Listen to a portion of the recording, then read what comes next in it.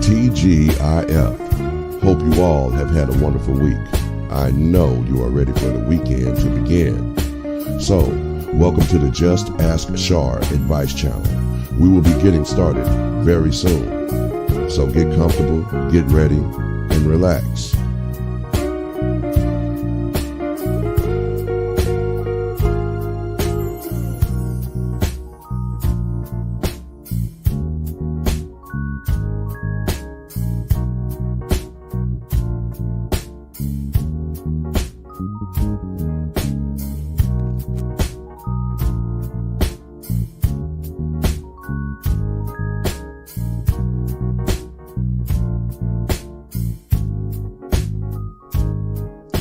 We sincerely thank you all for your support. This channel is sponsored by you, the subscribers. When you want to hear another perspective for yourself or a friend, then just send an email for advice to JustAskChar@gmail.com.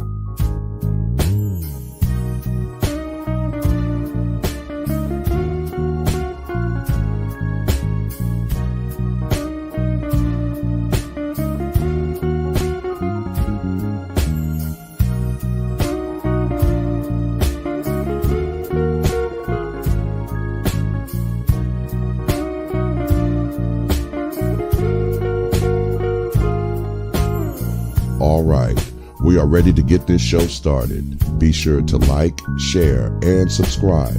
Tell a friend.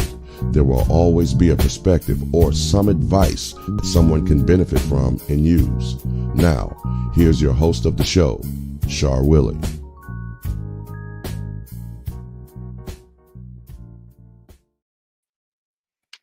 I wasn't ready. Greetings, everyone. TGIF. What is going on? What's happening? How are you? Hope you guys had a great week. It has been long, but it's been pretty good, I must say. So much is going on in the news that I can't even tell you what's going on. You can't keep up with it. You just can't. It's so much that's happening. I try, but I have to go different places to get the information. Sorry, I have it written in the chat room. Uh-oh, Callie in the house. Hoo-ha, hoo-ha. How you doing, Crystal? Welcome. But welcome, everyone. Emmanuel, how are you? Good. Always good to see you. DeAndre, hey, what's happening? RVSOP, Yerp. Thank you so much for coming, Mr. Music. Shadra, how are you? How you doing? Good evening, as you always say. Well, again, so much is going on, you just can't keep up with it. I try, it just doesn't work out. Hey, Lady Vonda, what's going on? And I just can't keep up. My heart is a little heavy when it comes down to this trial, because you know how you seen the end of a story without seeing it? I just kind of have an idea that it's not going to end the way I want it to. And that kind of weighs a little heavy on my heart. But I will tell you something, though.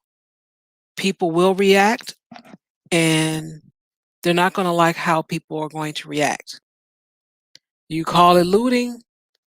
Hey, We don't call it looting around here, but I think something's going to go down. How that's going to affect the economy, that's going to be the next question. They are trying to prepare for the worst because they know the end of the story as well. But I'm hoping this dude gets something because this is ridiculous. If you want most of the country torn up over this one officer, well, go ahead and see what happens. Yes. Let's see what is happening. Mm, I gave you guys information about the health care as far as it has been extended to August 15th. And even if you have a tax credit, Biden has signed $1 trillion, or was it? No, this wasn't trillion, it was $1 billion. Can't remember the exact number, but it's going into healthcare. So let's say that with your tax credit, you're paying $300 a month. It could go down to maybe $100 a month. Wouldn't say that for all states, but if you do have a tax credit, do call back into your insurance carrier, please, and go get that discount. And one last thing before we get started is I'm not understanding why that first $1,200 they're giving you your federal money back that you paid, the taxes you paid on that for the federal. I just don't get it. I got to do a little bit more research. I'm sure the answer is somewhere. I just haven't had time to dig deep to find out. But one thing I'm always suspicious on, and that's when people give you money for no reason. And with that being said, we're going to bring on the lovely, the wonderful, the jazzy, and the classy. Classic Ruby, everybody. Classic Ruby.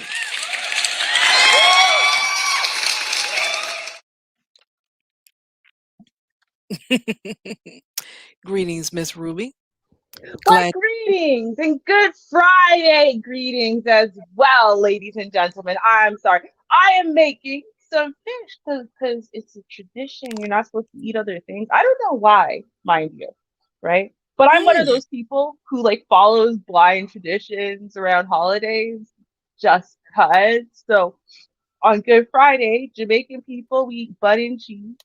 Didn't get that. Forgot to get that at the last minute. But also fish. So I've been what? preparing.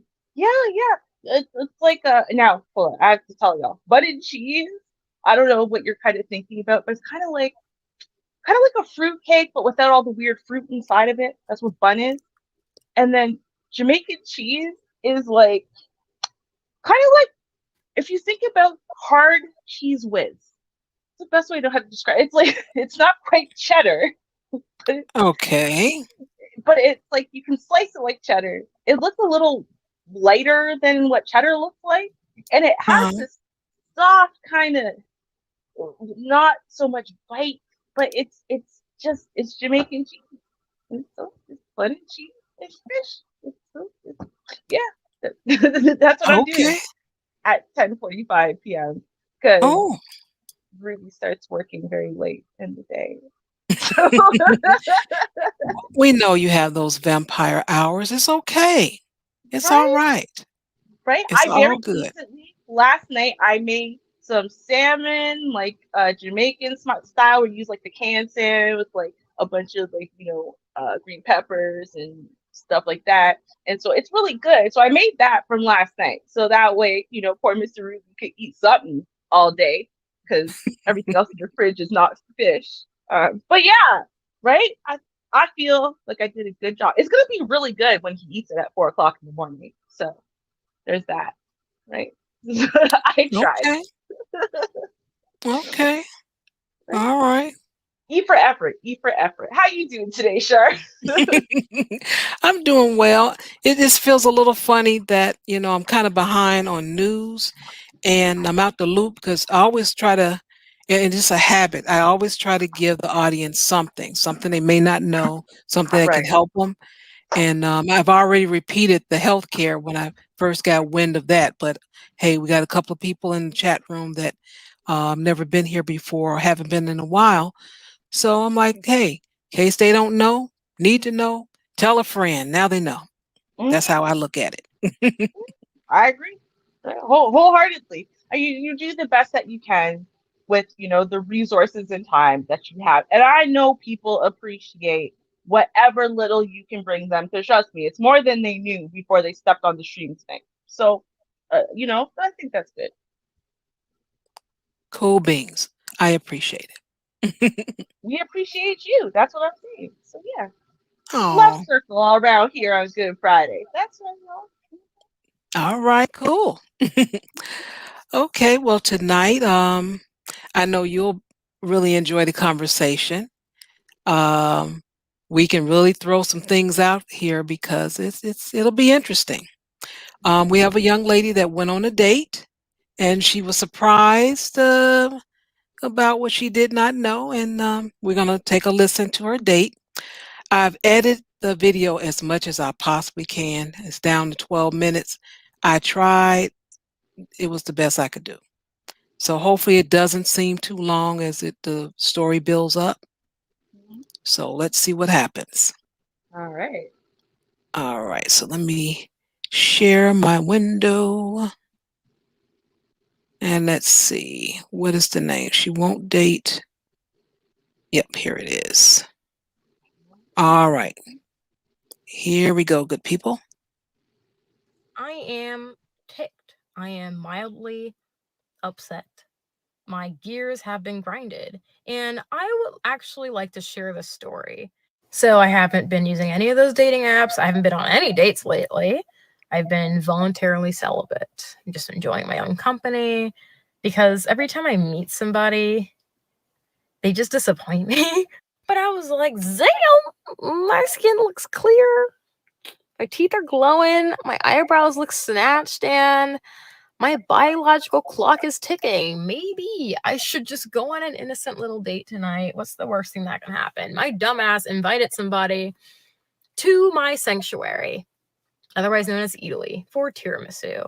Why did I let some random crusty dude from Bumble infiltrate my happy place? Now I don't even want to go get tiramisu because I'm going to think about this. Okay. So I was swiping away on Bumble, left, right, and I swiped on somebody who was super attractive. I mean, he looked like Aladdin himself. And I didn't think he was going to swipe right on me. I'm cute. But I'm take home to mom type of cute. When you're in LA, you're competing with girls who have the huge fake butts and all sorts of hair extensions, eyelash extensions, butt extensions, all types of extensions that exist. So I'm competing with plastic. And I realize the type of guys that like me are usually the ones who are good Christian boys or just people who like personality mostly. And I'm insecurity. He's so cute. He's not going to swipe right on me. He probably wants a Kim Kardashian lookalike because he looks like a beautiful prince. Ali, Shadi, he swipes right. I'm oh my God. Oh my God. He swiped right on me. I texted him. Hi, how's your Sunday going? Great. He sends a paragraph back oh, I'm having a great evening. How about you? I'm oh, he actually messages paragraphs. That's like me because I always send essays to people. Anyway, he's a really good texter so far. And I don't like texting. I said, hey, you want to ask me all these questions? Why don't we just talk about this in person? I'm going to get tiramisu right now. Fatal error. I'm going to get tiramisu. Would you like to meet me? I go to Italy. It's my favorite spot. He's okay, I'll be there in 15 minutes. I'm all right. So I'm pulling up. I'm looking inside to see just in case, is he a 90-year-old man? Because sometimes I get catfish. I look in, I see Aladdin. Ali, he's standing there and he's looking fine. I'm oh, he is tall. He has his hair going. Oh, got the cheekbone. Oh. I'm damn. I walk into Italy and he's hey, Kelly. I'm oh, ew. I was expecting him to have a badass Peaky Blinders, gangster accent. Hi, you've made it. I am going to impregnate you. He's wow, this place is really, really cool. I've never been here before. I'm oh, please stop talking. Anyway, we get in line for tiramisu. And I'm just ooh, I haven't had this in a day. I'm so excited to get it. He's like, is that the tiramisu? I'm like, why is he selling Bill Cosby? I'm sorry. He's like, is that the is that the tiramisu? I'm like, yep, that is the tiramisu. And he's like, should we get one or two? I'm like, we should get one each because I don't like to share. He's like, okay. The guy's like, how many do you want? We're gonna have one for you, one for me. I'm like, yeah, just one each, or we just split one. Really? Okay. She's gonna have two. I'm gonna have one. I'm like, no, it's fine. We're gonna have three. I'm gonna have two. She can have. So anyway, we check out, and this lady and her husband, like an older white couple, cut in front of us in line. I am not a pushover. I look at him. I'm like, did you see that? He goes, yeah, that's pretty wild. They just totally cut us. I said, move. I pushed him aside, and I'm like, this is where the line is. You need to go behind us. And they're like, we're just going to buy one thing. And the cashier was just like, yeah, you got to wait in line. And they're like, ah. Anyway, their privilege jumped out. He was like, that was incredible. Wow. I love that you're so like assertive. This is the best date ever. It's just so exciting. Like, you really don't take shit from anybody. I see. You really care about your tiramisu, don't you? I'm like, yeah, I do. Aside from his overzealous Bill Cosby meets like voice, he's really attractive still, and I'm still invested because whatever. Like, I can just tone out the voice. So we're talking. He's like, tell me all about you. I'm like, oh, I fucking hate when people ask me that. Like, ask me what are my interests. He's like, so what do you do for work?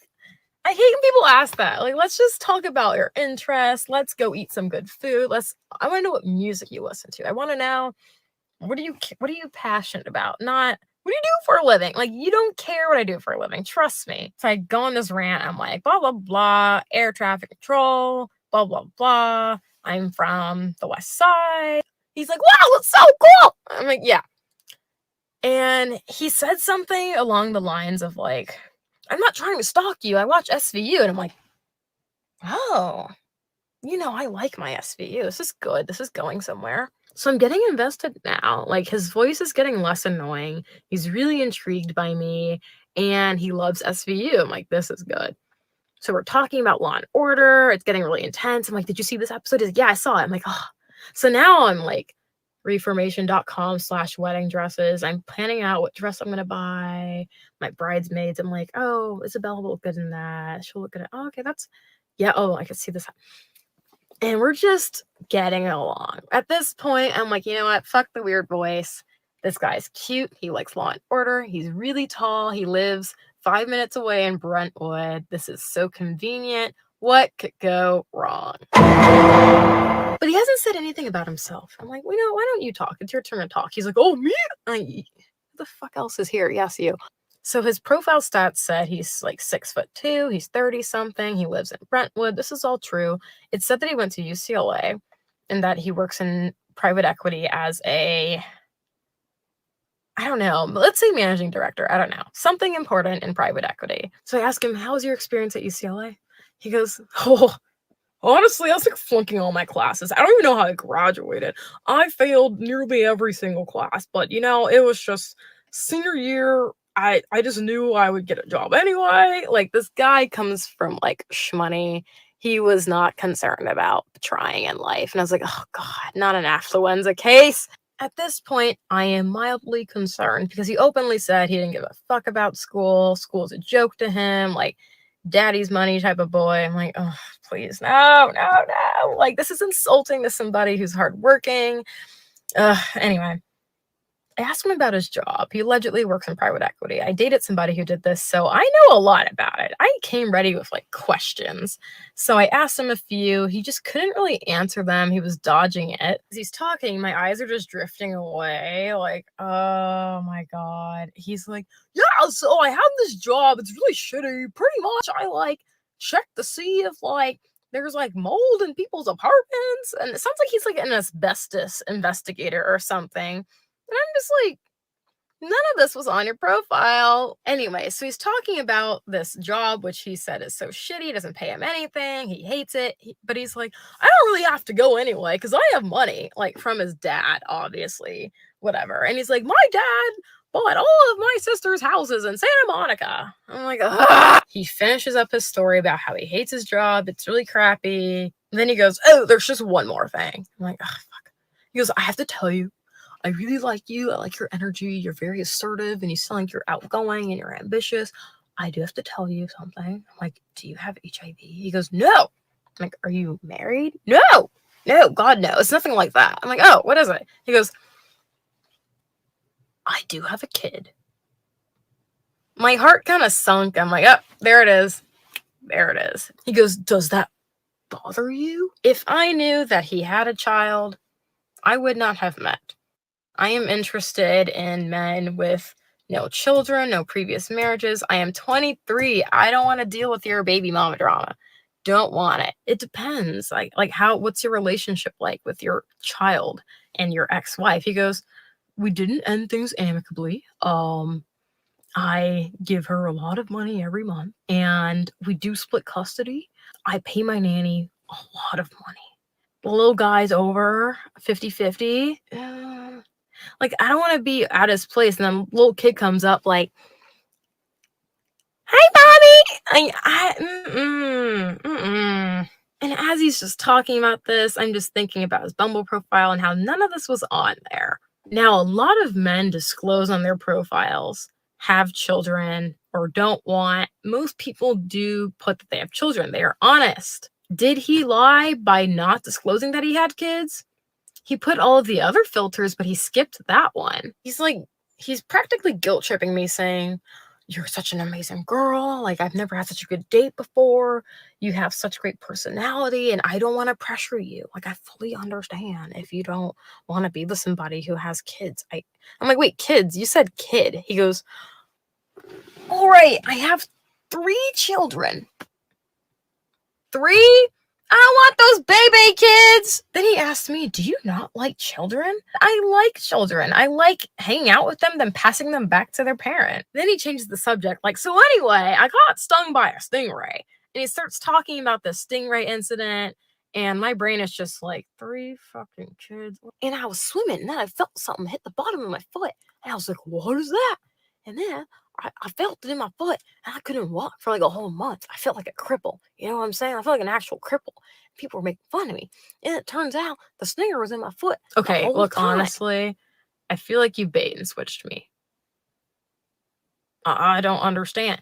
You should have disclosed on your profile that you have children.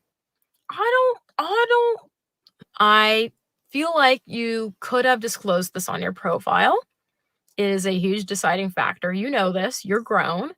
And I don't think this is your first time doing this. I resent that implication. My children are not baggage. They are a blessing. And this is the best date that I've been on. So I don't understand what's your problem. Well, the problem is that I spent time and energy picking a nice outfit, spent money on gas coming to you. He goes, no, I resent that. Is it really that big of a deal? I have 3 kids. So what? Lots of people I have kids. I said, so why did you not put it on your profile? Tell me that. I didn't think it was important. Yes, you know that it was important because you put every single stat except for that. You skipped it. He goes, okay, this is why I didn't put it. Girls are judgmental about it. And I knew that if I met you in person, talked to you, got to know you, then I told you, you wouldn't be so judgmental about it. I think it's quite unfair. And women are so judgmental about it. I thought you were a nice girl. I thought that you would be the one that was different. I chose to meet you and talk to you and get to know you, then weave it into the conversation to see if you were open about it. But here we are. I guess you're not cool about it. I said, yeah, I'm just not cool with liars. He goes, I'm not a liar. I said, I think it's time for you to update your profile. Put the fact that you have 3 kids and that you're not even divorced. You're like separated from somebody. Put that you don't work where you work because that's misleading. He's like, well, I had a great time with you. I'm sorry that you feel that way about me. So I got up, I start walking to my car and I said, oh, I'm taking the tiramisu with me. Well. Well.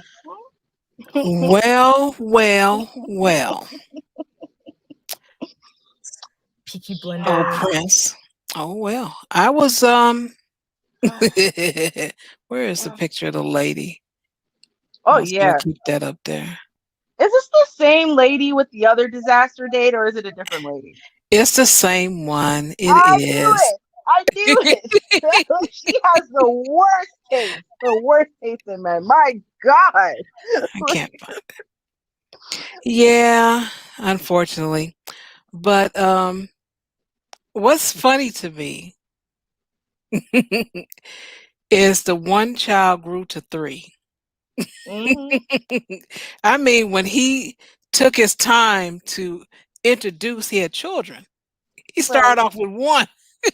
I'm So like, true. man, just come on out and say it. All right. Hmm. Now, the way he did this, I am not in favor of it. Um, be honest, upfront. Don't waste people time. Let them Hmm. decide what they want. That's not fair to mislead because that's what it is. You're misleading people when you do Yep. that. It doesn't matter whether you're a woman or a man. It's not cool. Hmm. And Yep. I know you have a lot to say because I already know your stance on this, and it's going to be very interesting. And I'll just put stuff in here so people can join the conversation. Go right on Oh ahead. yeah. Uh-oh. Okay, listen. Here's the thing. For those of y'all who don't know, back when I first started my show, it was one of maybe the first 5 videos I did. There was a group called The Circle on Facebook, and I was part of this group, and they had a live stream with a bunch of people. It was mostly women with a couple of guys.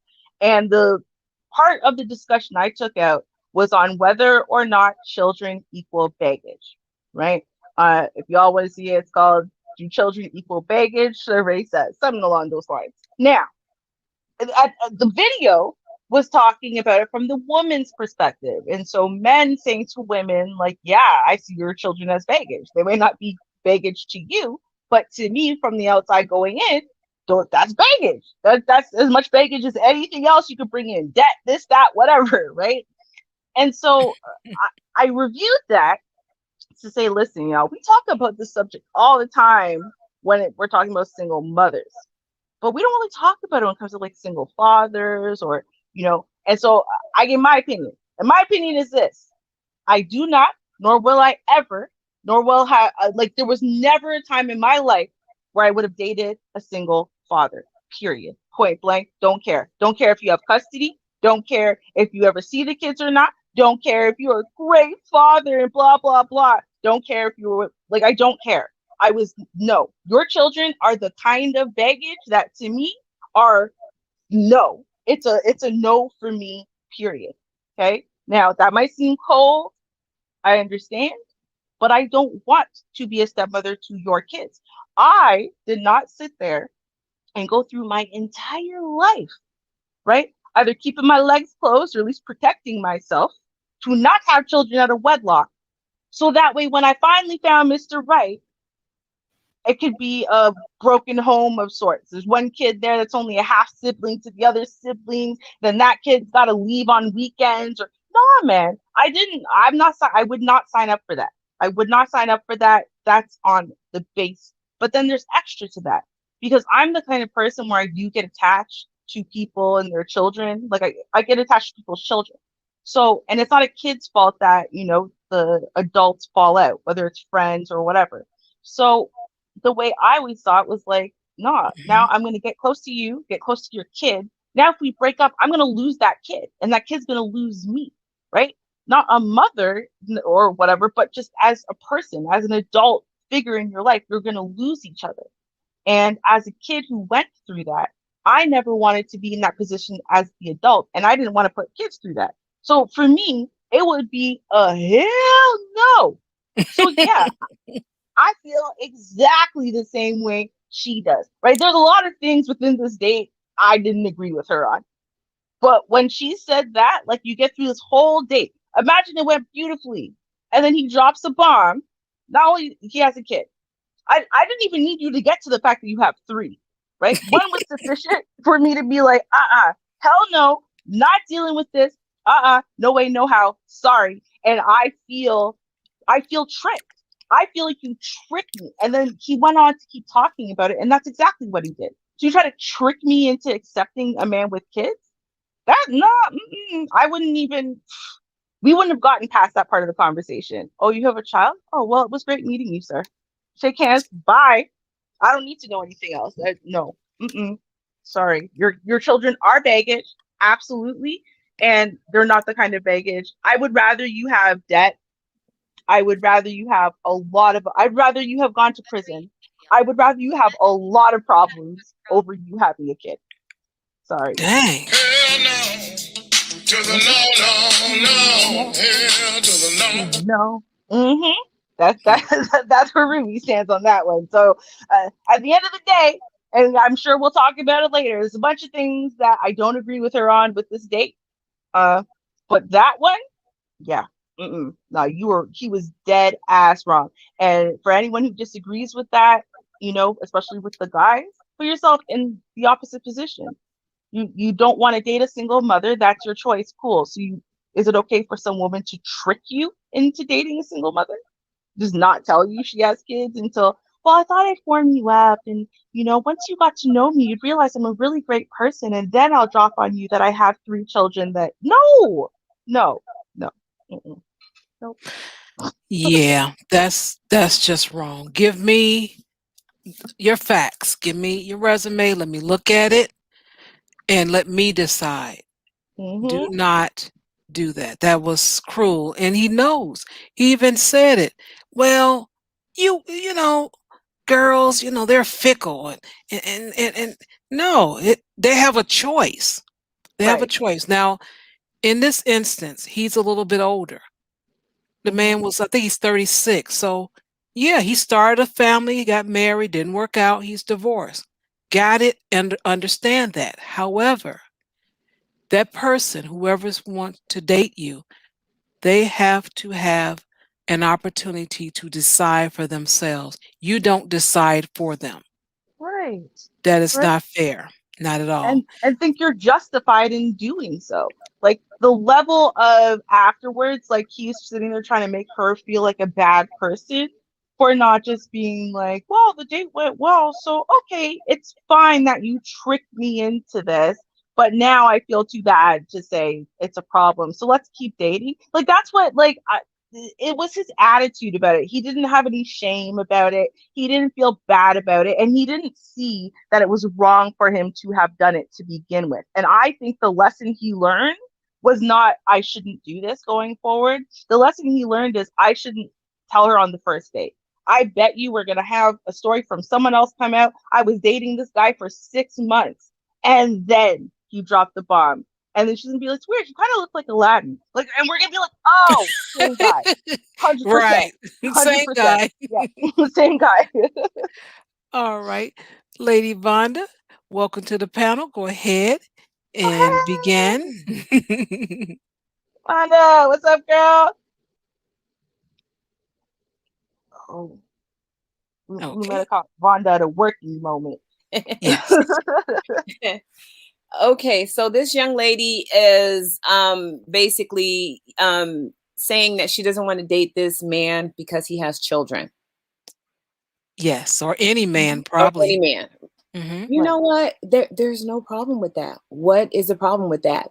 I feel like, if people are going to be dating, you have to be as honest as possible, but you don't give them everything all in one day, but something like a child, you might want to lead with that, Right. because where the hell is the child going? Is the child going to be, somewhere else? If the child lives with you, or, the child is a big part of your life, we're not talking about a child you had at 16 and gave up for adoption. We're talking about, a child that, you're caring for, that you're raising, that you have to take care of. If that is part of your life, that's something that needs to be led with. It needs to be known up front, and you need to give that person, ample opportunity to, yay or nay that situation. I've heard it, a lot that, about, women, like you were saying, Ruby, about women, being single moms and, this is a package deal. You got to take us both, that sort of thing. And men, feeling like, oh, why do I have to take the kid too? And to me, that is just so stupid. A man has a right to not date a woman who has children. Mm-hmm. Just like a woman has a right to not date a man who has children. Right. I don't even understand what that problem is or why there has to be a problem with that. Because with the child comes added responsibility. I'm just not in the relationship with the person. There's a kid there that's, going to be in the mix too at some point. Right. So that's why it's important that they, about the kids. So no, I don't think there's anything wrong with her not wanting to date that man because he has kids. It's not anything against him. She doesn't want that added baggage. That's his baggage to deal with, not hers. Mm-hmm. And you think about how much it changes your life the second you become a parent, right? Like your whole lifestyle changes, as it should, right? Because you have a kid. So you no longer think about clubbing on the weekends every weekend. Oh, I'll go out to happy hour after work, and just things you would do if you were single and, young and out there, having fun. Once you have kids, your life changes because you don't have the same kind of disposable income. You got to be home. In his case, he had split custody. So you got to be home 50% of the time for the kids. When you plan a vacation, you're planning normally with the kids or around the kids. Everything now becomes the kids are the priority. And I think it should be like that. It's just, if I don't have kids, especially if I'm young and I don't have kids, right? And this is man or woman, why is it my responsibility to start acting like a parent and mitigating my whole entire life around being a parent to a child that isn't mine, that I have no rights to, that I'll get no benefits from, in essence, especially the second we break up? Like, it's not like when you date someone, oh, you're guaranteeing a future. I mean, you're going to date way more people than you will ever, marry, hopefully. So, I mean, you got a few people who had like 50 marriages, but for the most part, right, like you might get married once, maybe twice, maybe 3 times, but you date a lot of people. So there's a lot of investment in life changing that happens. I think that people who have kids, they should be looking for either other people who have kids or people who have at least been married and divorced, or people who are who wants to deal with a kid. Yes, or someone Right. who wants to deal with a kid. Be like, oh, I don't have any kids, but if he has kids, I don't mind. Because you do have those people out there. But then you have some people that are just adamantly, absolutely against it, like it were the plague. And they are entitled to that. Regardless of how offended you may feel, they're entitled to that. Like you say, Ruby, I'm young and, I'm dating. Why do I have to turn myself into a stepmom? This is not a dating situation that I want, so I'm going to choose not to have it. You have every right to that. And like, she didn't throw in this detail, but I mean, how old are these kids too? Because that's going to matter, because she's 23, he's 36. There's a 13-year age difference between them. Those kids can be 13. Yeah, those kids can be 13. If he had it when he was 23 or something like that, those kids could be at least 13. Who knows? Right? They could be 16, 17. They could be more in their age category than his. Exactly. True. Very true. You got to be ready for that. You got to prepare someone in advance. They got to be staring at your profile and they decided to message you and going back and forth and saying, you know what? I think this is worth the risk. Like, they have to have already weighed that all in their head, right? Like, I mean, I know someone, right? And I couldn't understand when she did it. And her boyfriend that she dated, and then the guy that, she dated for a very long time, ended up marrying just like the other day, but they've been together for like a decade, and had kids with. They both of those men had children. And I was like, why? Like, at the first one, I think she was like 19, 20. And I'm like, why are you okay with this? He has like a 4-year-old. Like, you're like a stepmother now. Now you go home and you cook dinner and whatever. And he's coming out to the bar with us, and you're home cooking dinner for the kid and putting the kid to bed. And it's not your kid. He's not even there. Like, why are you okay with this? I could not understand that, but she was okay with it. You see what I'm saying? There are people out there who are gonna be okay with it, but it's like it's almost like what he doesn't want the people who are okay with dating a single father. He wants the people who are not. He wants the young, beautiful, fun women who are not ready for a family quite yet. He wants those women because otherwise he would display it proudly. Because there's a lot of people who admire fathers, who are invested fathers, and he doesn't want that kind of woman. So, forever alone. This is one of the reasons why we have divorce.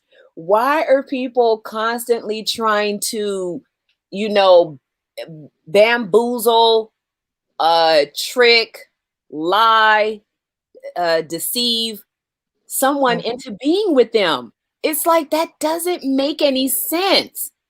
Right. If you go the underhanded route to get someone, what are the chances are that you think you're going to end up, you know, having success in that relationship or keeping that person? So you get the person to fall in love with you and then you say, surprise, I got 4 kids. You're like, damn. Well, people are selfish. They want what they want when they want it. And it is what it is. You know, that's part of the nature of us. Not all of us, but most of us. We want that, and we don't have the we're not able to not step behind that line sometimes. It's like, I'm going to convince this person, if they give me a chance, I'm going to show them that they're going to make the right decision by choosing me. And that's what this guy has done. That jive, you know what? I'm just like, that's making like my inner soul just scream, because it's like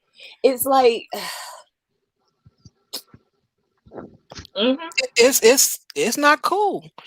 Some people stay in things though. Some people, once they're deceived, they're like, okay, because they're invested. 8 months. Yeah, we've been together 8 months and we've been living together for 2. So, you know, I'm going to try to make it work. It's like, oh, stop it. Find a new apartment. Get out of there. Yeah, but this guy, now I would say, with his age, like I said earlier, I understand with his this situation. He lived longer. He's had a life, you know, got it. But there are apps, I'm pretty sure, that have divorce, those with children, single parents, all kind of apps. You can't tell me it's not out there. If it's not created.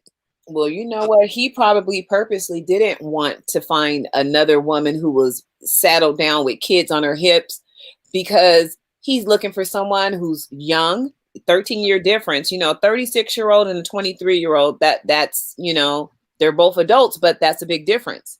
Yes. You know, one with children and have been married, you know, the other one not. So that is a big difference. So he's probably looking at it. Okay, she's 23, you know, her uterus hasn't been tapped yet. You know, I'm going to, you know, get me something fresh, and, you know, she can back me up on this, you know, these extra kids I have over here. Wow. And he can have his little plaything. Yeah, I mean, these are your kids. My thing is that he, like you said, Char, he is being very, very selfish. Because he didn't think about her not one damn bit. He didn't think about her at all. He wanted what he wanted. So what if I've been married? You know, I'm just going to keep this a secret, get her to, you know, fall in love with me. And, you know, then this will be one problem we'll overcome, and that'll keep us together for another 5 years. You know what? And you know what's actually dangerous about that? So story time with Ruby, y'all. So the thing that he said, right, was it did not end amicably, as she phrased it, right? Now here's the issue. I watched my mama go through 2 separate things with 2 separate men. Her fiance, when I was like 5th grade or so, whatever, my mom was engaged for a long time, and then they found Jesus, and then I don't know, he couldn't just abstain for like 8 months until marriage, so that relationship fell apart, which is weird because they were together for a very long time before that. 8 months doesn't seem so long, but whatever. Anyway, point is, now with that guy had kids, not 1 but 2, and they were small. They were very little. One was like a baby, and one was maybe 5 or 6. right? But of course, my mom has a kid herself, right? So she was like, yeah, let's date single fathers. They're settled. They have different lifestyle, whatever. And I love the kids, to be fair. But him and his ex did not end amicably. She was actually very upset that he didn't marry her. Oh, right? Lord. So now he's engaged to a different woman, right? Who has a kid, and he's gonna make the dream come true for that other woman, pretty much. That's the way that his ex saw this. So one day when he went, my mom came with them, and they were both inside the car. And he got out of the car to bring his kids upstairs to go drop them off.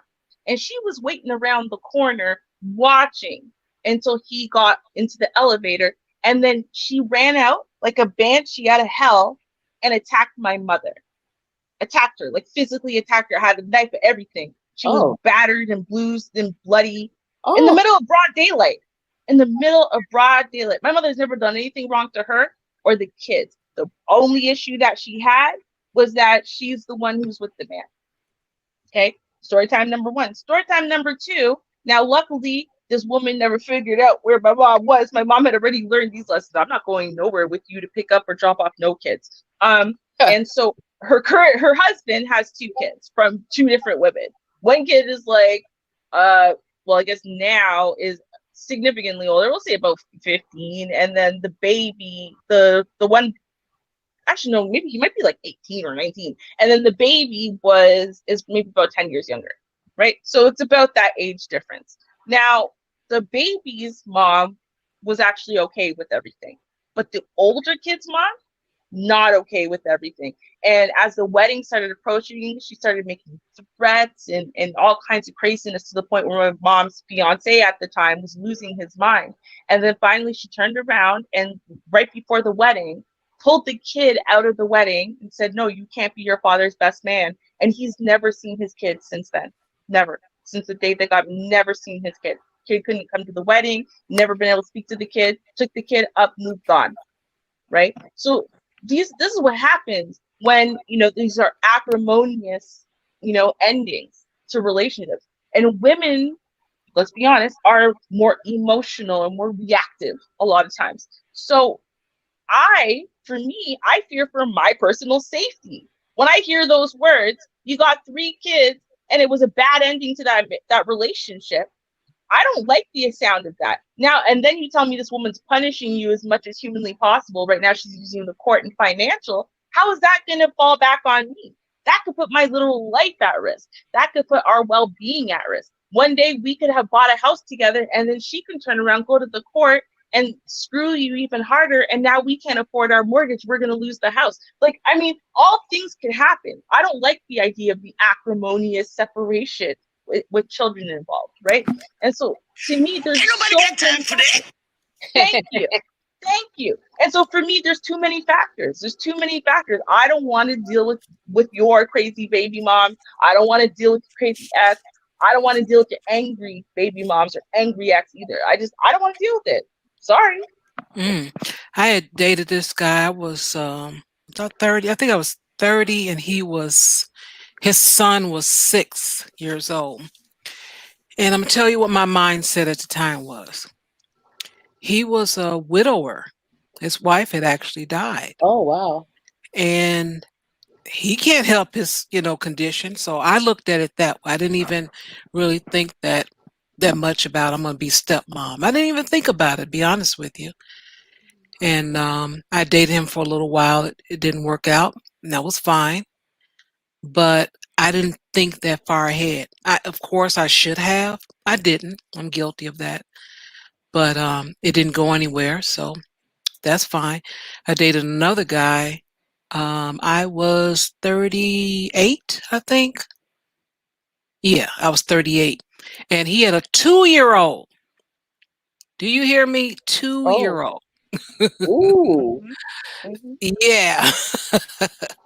Where's ain't nobody got time for that? That was the time to put that in there. Yeah, okay. Right? Ain't nobody got time for that. And the only reason, again, I didn't, I'm just being honest, I didn't think much about it, only because the mom didn't make it through childbirth. Mhm. And he couldn't help his situation. The situation is a situation. So Right. he had some help with his family, um, to help care for the child. And it was really tough on him, as far as him working, going to get the child. I watched it. I'm like, man, this is really tough. Mhm. But that lasted a little while. And yes, Don Teasy, I did dump him. I I was did. waiting for Don Teasy to show up. I knew he was Yes, going to say I did. He was the one that cheated on me. Yes, I dumped him. I sure did. Mm. And proud about it. How about that? What? And he cheated too? The story nerve. time, Char. Story time. Mhm. Yeah, this Just is the gather one. around. This is the one I mentioned that he was doing pretty well for what my needs were, and he cheated on me. Oh, I was not supposed to cry. Okay, no, No. but seriously, he, we were. Well, I guess for a man, 36 years old, he's still, out there, whatever. But he said that we were, yeah, that's what he said. We were supposed to be just monogamous, just me and him, but it wasn't that way. So Hmm. once I found out, I'm like, no, because I could have been getting all that you were giving away. But yeah, we end up, yeah, I had let him go. Which is, you know what? I get that. You know what? Widowers do that. Sometimes, right? They're not actually really ready to find Mrs. Right again. They're not. So, but they want it. It's like a catch-22, right? They feel this giant hole in their life. They want a wife and a mother for their kid and whatever. They're kind of desperate to fill that. But at the same time, their heart hasn't really healed. So, they're kind of playing both sides. I've seen that in widowers a lot, which to me, it's a dangerous place to be with a widower with a young child, I think, right? Which is why I know y'all are going to say Ruby's cold. I don't care if he's a widower. If you have children, I'm not dating you. No. And you know what, Ruby, you reserve that right. You know what? It may, burn a few people's, edges, but you know what? That's your prerogative, sis. You know what? You should not have you should not have to, get into a situation that you don't find, is good for you. Right. And regardless of how he got into that situation, you want no part of it. Right. Like, I'm not, okay, to be clear, right? I'm not like the flip side of people who are like, oh, single mothers and and so I'm looking down. I'm not looking down on single fathers, right? It's just, it's not for me, right? I have no issue with if someone else, I know, like I said, I thought my friend at 19 was crazy because you're 19. Like, I don't get it. But if I meet someone, they're like, yeah, they've got a kid. Like a friend of mine, it's like, oh, I met someone, they got a kid and they're happy. Cool. I wouldn't be like, oh, you're crazy, right? Because you are good with that concept, right? I'm just not good with the concept of the fact that, because I want my own natural children, right? I want my own biological children that are connected to me and my husband. I want all of our children, both of our children collectively, to have the same two parents. I want all of our children to grow up under the same roof. I don't want a broken home. I come from a broken home. It was my life goal not to recreate that situation, right? Mm-hmm. And so I'm not going to, I don't care how wonderful you are as a man. To me, choosing a man who already has children is recreating that situation. I know how I felt as a child. I have a half sister, right? So I have one sibling, she's a half sister, and I know how I felt growing up and watching her be favored. And I don't care, she really is favored. Okay, let's be real. But beyond that point of her being favored was the fact that her parents got along better than my parents, right? And then it made me feel away. Like, why don't you like my mother? Yeah, okay, y'all broke up. You and my sister's mom broke up. Why do you hate my mother more? right? What's wrong with my mother? And then I think about the fact that, I'm part of my mom. So like, do you hate part of me then? And blah, blah, blah. It becomes very hurtful and confusing. Like, I still can put myself in the child's place as well. Or like when my stepmother did leave, right? And she took my sister originally. And I wasn't even necessarily angry that she left. I was just hurt that she abandoned me. She left me behind. Why didn't she take me too? Why didn't she love me that much? And I was like 12, right? So logically, of course, I could put two and two together. She's not my biological mother. See, my parents split me 50-50 custody. But it was just more like I had grown so attached to her, right? Like as a third parent almost. So, I mean, to me, right, given my life experience personally, like I said, I don't want to be in that position as the adult, and I don't want to be the cause of another child feeling that way. I just don't want to do it. I just don't. It's simple. It's very simple. I'm not trying to be mean, right? I'm really not. I think being a great parent is very honorable. I really do. I love invested fathers. We can be best friends, right? But we just could not date. That's all. Like And I you can. truly understand what you're saying. You were in that place. You don't see it being favorable for that child, and you don't want to get involved with that. Right. And you have that option. Mhm. That's your choice. There's nothing wrong with that. Um, Again, back with this guy. He's not a bad guy or anything, because he had a marriage that didn't work out and he has some children within that marriage. But what he did do wrong was to leave out the information where a person can Mhm. make their decision for themselves, not where you make the decision for them or try to trick them into a situation that they may not want. That's not Right. fair. No. Not Absolutely at not. all. And that's the thing that I have the biggest problem with, because I mean, how do you start your relationship right on the left foot? Mhm. It's like that is going to be, like basically the tune of your whole relationship. It started that way. Next time something happens, you're going to always go back to, well, he sure did lie to me when we first started dating. He didn't tell me he had 4 kids and or whatever. Yeah. Yeah. That's exactly what it is. And you know what? I'll make it even more so this. I feel like any person, right? So like you put your best foot forward on a date. If you know you're gonna drop this bomb that you lied by omission about something as big as kids, I feel like you are extra, extra on your best behavior. So I'm actually not gonna just question the words that come out of your mouth. I'm not even gonna believe you are who you say you are. Like I'm gonna believe that everything I liked about you on this date was all a fabrication, all a lie to try to trick me into liking you enough that your kids wouldn't matter. But if I did actually invest in you, I'm gonna find out once you think I'm in too deep what you're really about. Because I don't think you're really about this. Because if you were really about someone that I'm vibing with, I'm cool with, and whatever, then you wouldn't feel the need to lie about what should be a very major factor of your life, which is I have children. Like, I almost understand why you would lie about, like, I don't know, the fact that you've been previously married, or not lie, but just Lie about omit a that. DUI, okay? Right. But you don't lie about an entire human being that you helped create and try to pretend like it's not there. And then, Right. oh, guess what? I forgot to tell you. I have an 8-year-old. Be like, what? What the Mm-hmm. hell? It's like, come on. It's like, stop. Mm-hmm.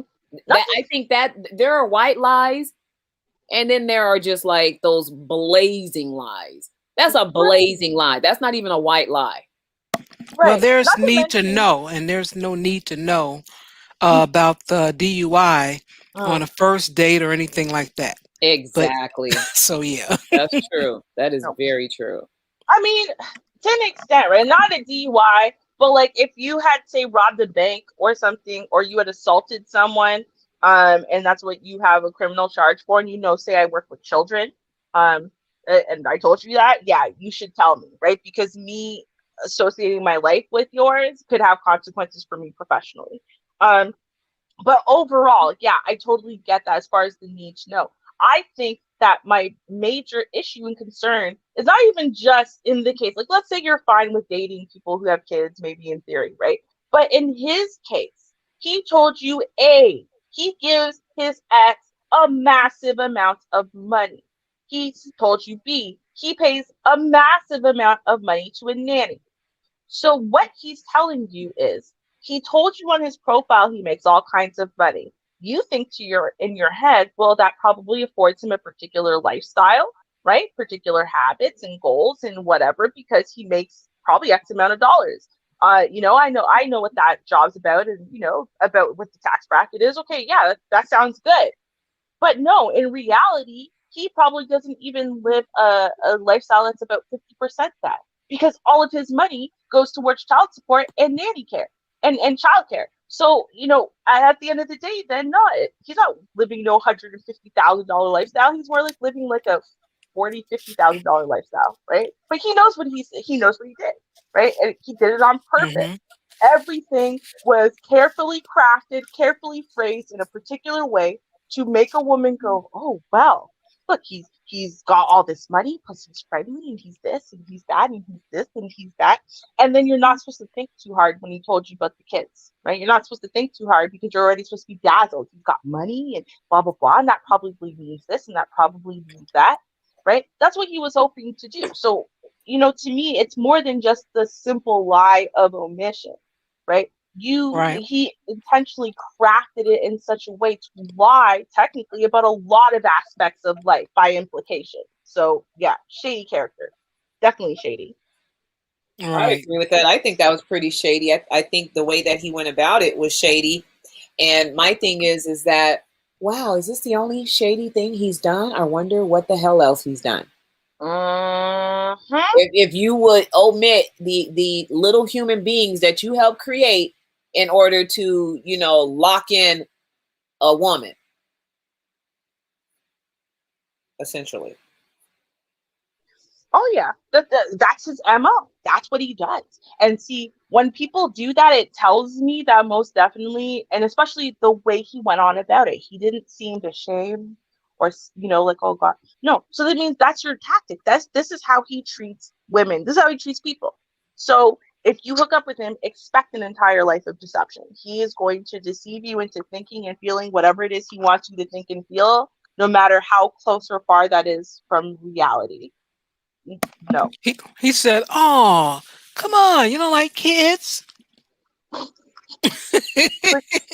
Not really. To be honest with you, I don't. No. Like, That would be interesting if she would have said no. Yep. no, I I don't. wonder what his response would have been. I say no. I don't like kids. I almost 100% don't like other people's kids, right? I'm not even sure if I'm gonna like mine. I can think of like 3 children in my entire life that I Yeah. actually genuinely liked the kid. I'm like, I like this kid. I like your kid. One of them's my godson, who I claim as like kind of like my spiritual child. Like I'm just like, his no count spiritual baby daddy a little bit. But that's what I don't really like other people's kids. I don't in general, right? I'm not sure I'm gonna like mine. I want progeny. I don't really want children.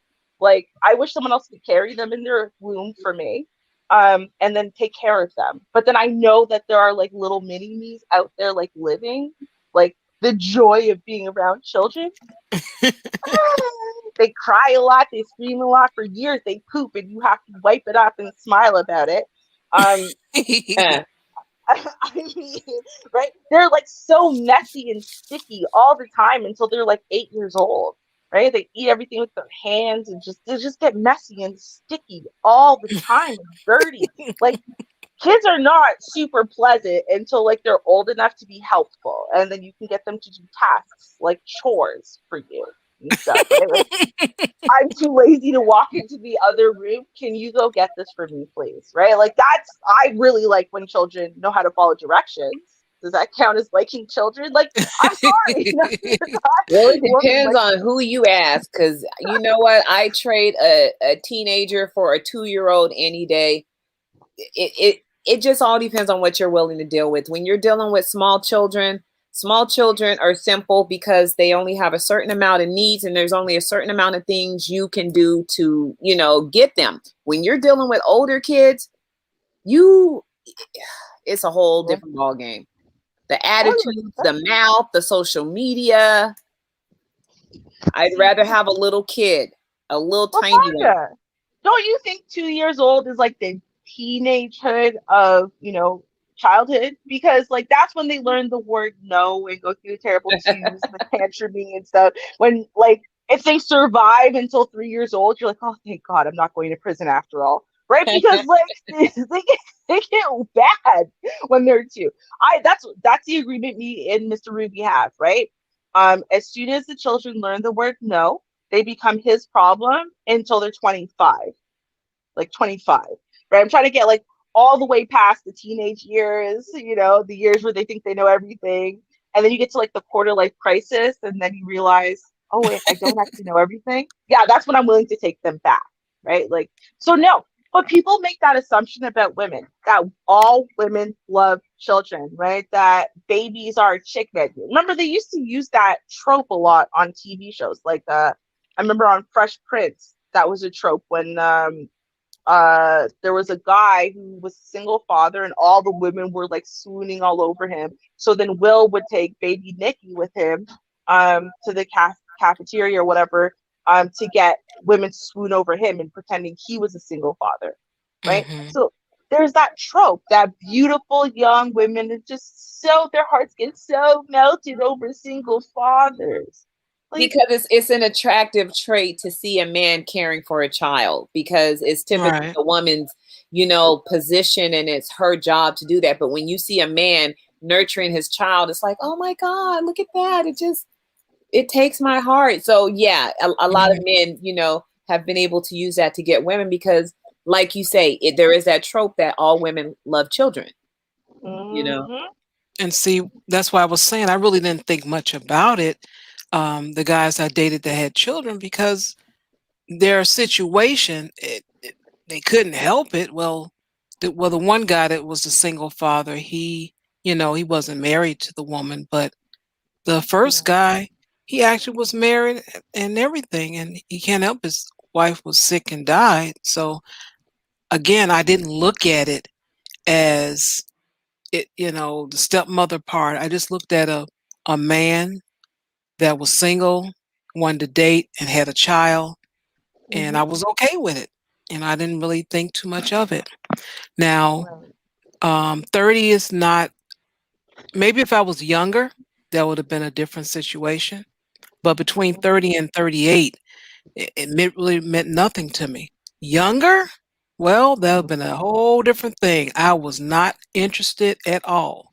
But I was with the first guy for 10 years, so I spent all my 20s with him. So, hey, so I missed out on that as far as trying to, you know, running into guys who was that might have had a child, but that was not my interest at all. They had a child, I was not interested. Now, well, that's a different story. I'm not expecting a man 40 something and up not to have a child. It's life, you know. Right. So I wouldn't think a whole lot about it. Now, young child, I would just kind of wonder about him, like, what you got going on? What's going on with you?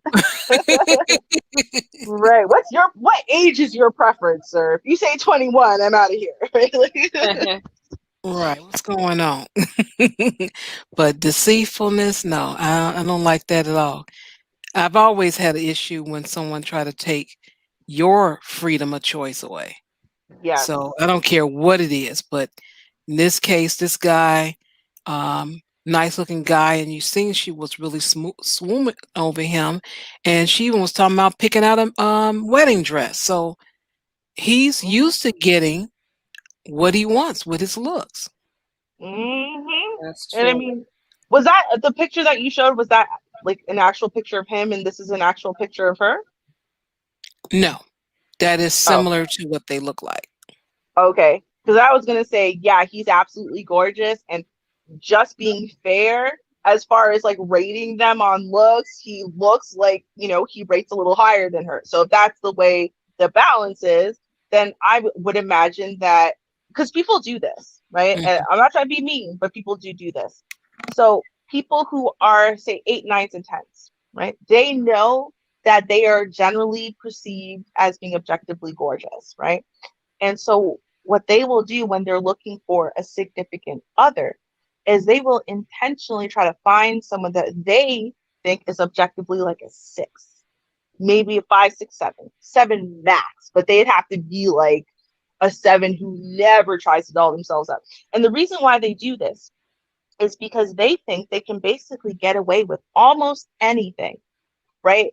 With someone who is in a quote unquote lower class than them, right? So they will just, all their friends, their family, everyone will keep telling them how lucky they are to be with this gorgeous, super hot person, right? That, you know, they should kind of just shrug off things that maybe someone who was more equally matched in looks, they wouldn't be told, just shrug that off, right? Like I have an ex, and literally, and I'm not even kidding, he literally said these words to me directly. His issue, number one with me, and he realized this after the fact, after we had broken up and whatever, and he was going through counseling and stuff.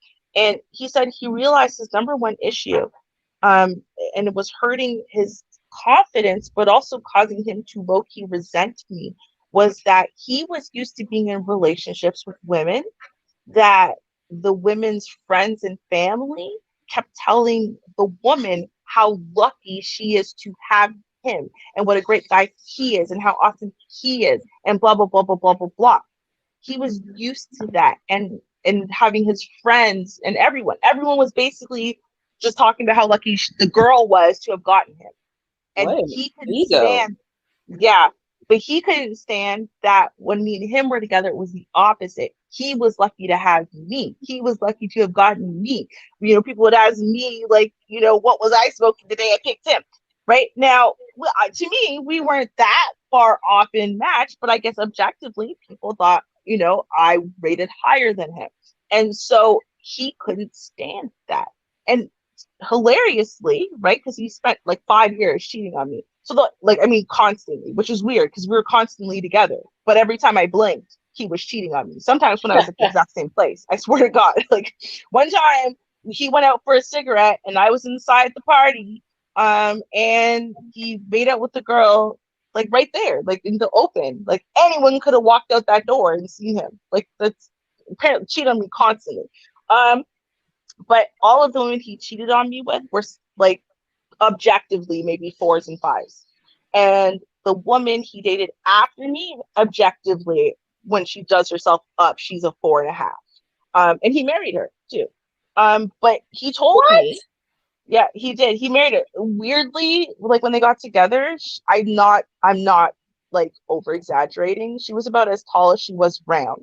Like she was very, very, very wide. She's only like 4'9", maybe. Like she was very, very short and very, very round. And everyone, just the family, the friends, everyone, oh my God, you're so lucky. He's so gorgeous. Blah, blah, blah. And he said he liked the egos. He liked that. He liked being the one that was the asset, you know? And he married her. And, you know, does he still cheat on her and blah, blah, blah? Sure. But of course he's going to get away with it. You know, is she going to push too hard? Is she going to question too much? Is she going to fight too much? No. And even if she does, she goes to her friends and her family and they tell her, like, basically shut up. And you know, thank your lucky stars you get to mix your genetics with this dude. And thank your lucky stars that you get a guy who's got, you know, a decent job and a decent family. Thank your lucky stars for that. We never thought you'd get this good, right? That's what he was looking for in life. And some beautiful people really look for that. And I think he's one of those guys. He wants to find someone who is just going to feel so lucky that he's gorgeous, so lucky that he's this, so lucky that he's that they're willing to overlook all of his character flaws. Okay, because she says she is she looks nice looking, but the kind of nice looking where you take home to mom, not the beautiful as in LA beautiful. Oh wow. Not a bombshell, right? And like this is not like an insult. I'm not trying to be mean, right? It's just, when you see like a guy who's walking around with a 10, right? She's just a knocker. You're like, oh my God, how did she get her? She's so gorgeous, right? And same thing with the guy. Oh my God! And I've seen that walking down the street. Y'all can't say you've never seen it before with a very attractive woman or man, right? And then they're with someone who you're like, why did you pick them, right? Like I'm so confused. Wait, this looks so unevenly matched, right? Like, is this person rich? Is this person this? Is this person that? Like, how did that happen? Because you're like a 10 and she's like a 5 and I don't get it. Right?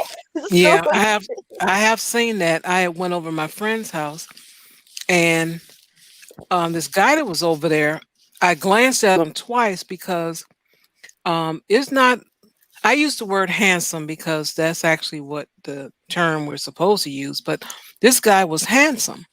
And you really don't find a lot of handsome men. They're considered cute or gorgeous, and those type of terms. But this guy was a handsome guy. So I just took a double take because I was like, oh, never seen him around here. Mhm. So they said that was this girl's boyfriend. And I said, excuse me? That's her boyfriend. Mhm. Why? So now I'm suspicious. I'm trying to figure out why. And I'm sorry. I just wanted to know why. Why was this woman with this guy? I mean, not in that vice versa. Why was this man How with did this that woman? happen? How did that How? happen? Right, yeah. And I just used to stare at them. I stared at that guy, trying to just see something, something that his body language, anything, and I couldn't find anything. And I don't know they dated for a couple of months, and then he was gone, and I didn't want to seem so anxious to know what happened, but I really wanted to know what happened.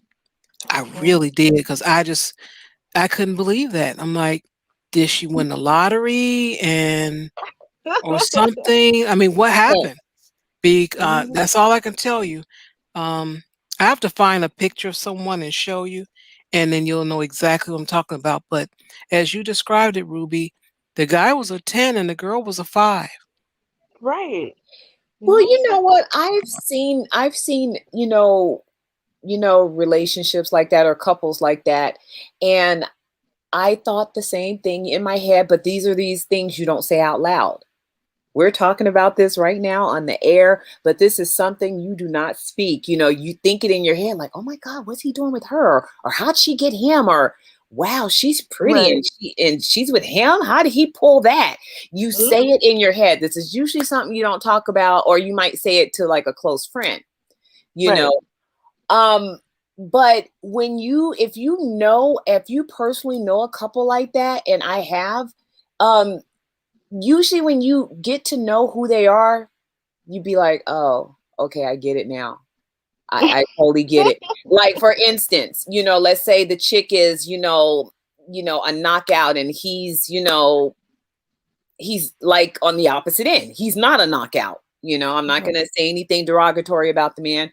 And then you get to know them and you'd be like, oh, she's dumb as a doornail, or she's the sweetest person, or you might find out what that one thing is about her. Now we look at people from that, external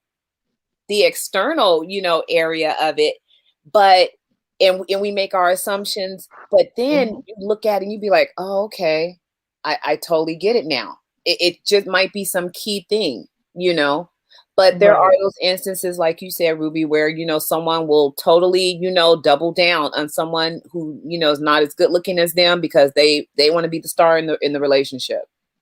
I want to be the superstar. I don't need her, running around, guys looking at her. So, I'm a good looking guy. I'm going to, go over here and get this 4 and I'm going to be the star. I'm going to always be the star, and that happens. Those situations happen. Right. I mean, when it comes to women, well, men might do this too. I know I did this once, right? Where I I did date someone specifically. I'm not trying to be mean again. Listen, y'all know Ruby ain't shit anyway, so it is what it is. I dated someone that to me was objectively several notches lower than me in every form of the looks department, you know, and very, very mediocre when it came to everything else, right? And I did that on purpose because I had been cheated on, I'd been lied to, you know, I had been in an abusive relationship. You know, by the time I got, I just wanted something safe, right? I was quite content to just settle for safe and boring, right? I don't need nothing extra. I don't care if I'm attracted to you or not. I'll try to find a way to make that work. I don't care. I just want someone who's not going to lie to me, not going to cheat on me, and blah, blah, blah. And I literally thought to myself that this guy, because I had seen it happen before, right? Where some of the guys just feel so lucky to have a woman that he considers to be, you know, drop dead gorgeous, that, you know, he'll act right.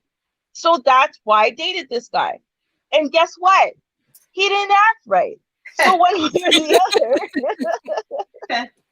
right? So, and I learned a valuable lesson at that point. Hey, guess what? You know what? You can try to make decisions based on that, but there's no telling what else you haven't accounted for, right? Like, you haven't accounted for the fact that, I don't know, maybe he's, you know, a god in the Dungeons and Dragons game or whatever online. And so, you know, to women who play that, yeah, he's a god and they're willing to blow him. Like, you don't know, right? So you can't judge that, but you also, looking at someone, I might look at you and say, objectively, I think you're like a 2.5. The world would think that too. And you're scrawny and you be short and blah, blah, blah, right? But you might have a very healthy level of self-confidence, even though you don't seem like it. You might seem really nerdy and shy, but you might have a super high level of self-confidence. And you might have a self-concept that says, I should, yeah, have a girlfriend over here, but I should have lots of things on the side. And then you don't care what those things look like, you'll sleep with anyone, right? I mean, realistically, you can have whatever type of mindset. It doesn't matter what you look like, right? Your looks do not, you know, automatically dictate what your character is. And so I made that mistake, you know, in my late teens, kind of early 20s thing. And then after the fact, I kind of felt like I got my, you know, just desserts because of the decision that I made, but why I made that decision, you know. I felt like a really bad person after the fact for, you know, who am I going to complain to? Right? And be like, but I picked this ugly loser because I thought he would be honest and not cheat on me and not this and not that. Really? Like, no one's giving you sympathy as soon as the first few words come out of your mouth, right? You picked this ugly loser. Like, that's how you were thinking. Oh yeah, you're a terrible person. You deserve to be cheated on, right? I mean, Ding ding will travel sometimes. They will travel. I even with the guy that had the 2-year-old, and you know, he wasn't done. You know, he was healthy 36-year-old, and he wasn't done. I right. thought we were doing well or whatever, and he just wasn't done. So hey, what can I say? But in my opinion, in the looks department, he wasn't you know, my first choice, I guess you would say. Um, I was even taller than him. I'm 5'7", so that's interesting. A shorter guy, but for me, it all just depends on who you are, what you appear to be, and as I get to know you, and it don't work out, it don't work out. I'm gone. But I just wasn't ever really a judgmental person when it came down to dating. If I saw something in you I liked or was curious about, that was enough for me. I'm gonna check you out because it doesn't take me long to figure out. Oh, nope. Oh, gotta go. You be quiet, Dunteezy. You know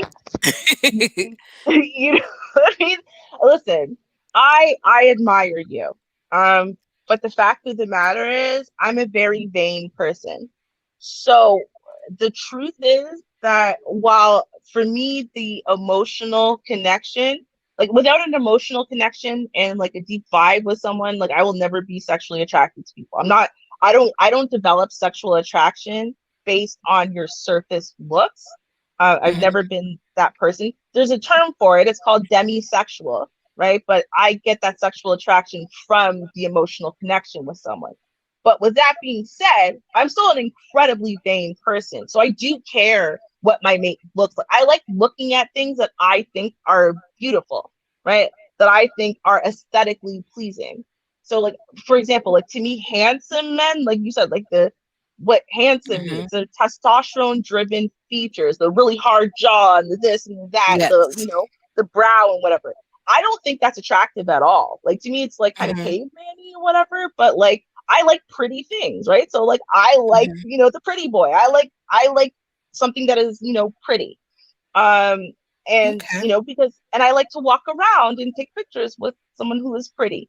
Um Now, does that make me shallow? No, because you can't just be pretty and then dumb, right? Like it's not that bad, right? Like you also have to have a personality, some intelligence and whatever. But I do care about that attractiveness to the world thing, which is like, obviously it is a world thing because like I said, it's not about me being sexually attracted to you. That's going to come with an emotional connection, whether you're a 10 objectively or a 5. It's not about that. It's literally about me feeling like we make a cute couple. And I feel like if you put two fives together, they make a very cute couple. If you take one of those fives and put them with a 10, suddenly that 5 looks like a 2. Like I feel like it kind of throws off. No, like I'm not trying to be mean, but I feel Oh like my it throws. goodness. It's true. It's true. Because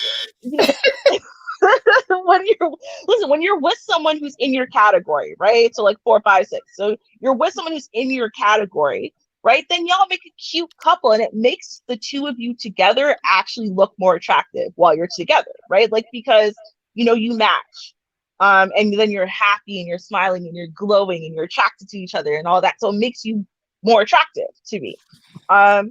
But when you're with someone who's really far off from where you are, to me, it's like it makes the beautiful person look way more beautiful than they are, right? So it makes a 7 look like a 9, right? And it makes the 5 look like a 2. Like it inflates and deflates your objective values. And because I'm a vain person, I don't like the idea of that, right? So I wouldn't date a guy who's like a 10, a perfect 10, because it would make me look like a 4. And I don't ever want to look like a 4, right? Because I'm too vain for Okay. that. Well, goodness, I'm glad you kept it honest, girl. Okay. Okay, Ruby. So now She put that out there like, look, she did. because I don't need to be no 4, and I'm not gonna be the 4 in the relationship. Nope. Okay, girl. Nope. So I can't do it. I can't. Now with Ruby, she doesn't really care. It sounds like with that level of being the guy being the 10, and she's concerned about what the child's gonna look like. She's just more concerned about what she gonna look like. Isn't that about something? Facts. Yeah. No, you know what? No. That is no, you know what? It's not even for me now when it came to children. No, trust me, I thought very heavily about Uh-oh. what a man looks like in regards to my children because the way I see it is this: a kid can look exactly like me, exactly like my husband, or be a combination of the two of us. And that is the dangerous part right there, the combination of the two of us one. So if a man had features that would not look good on my face, or vice versa, I can't be with him because we're gonna date forever. But when it comes down to the marriage point of things and then the children point of things, I'm not gonna have kids with you because if your nose or your lips or your eyes are on my face, it would look messed up, and vice versa. Ruby. Yeah, no, I wouldn't do it 1,000% because I'm looking at your genetics and I want genetics that blend beautifully together. So it doesn't matter if we're like Mr. Potato Head, if we swap noses or we swap eyes or we swap lips or we swap like 2 or 3 different features, it's okay because it's still going to make a beautiful thing, right? It's still going to make a beautiful control picture. that, Ruby. You can do a pretty good job of estimating though. You right? Like, cannot. When it comes to genetics, it's like, putting, drops of paint in a bucket. You don't know how much of red you're going to get. You have no idea how much blue's going to be in there. It's going to turn out and be what it's going to be.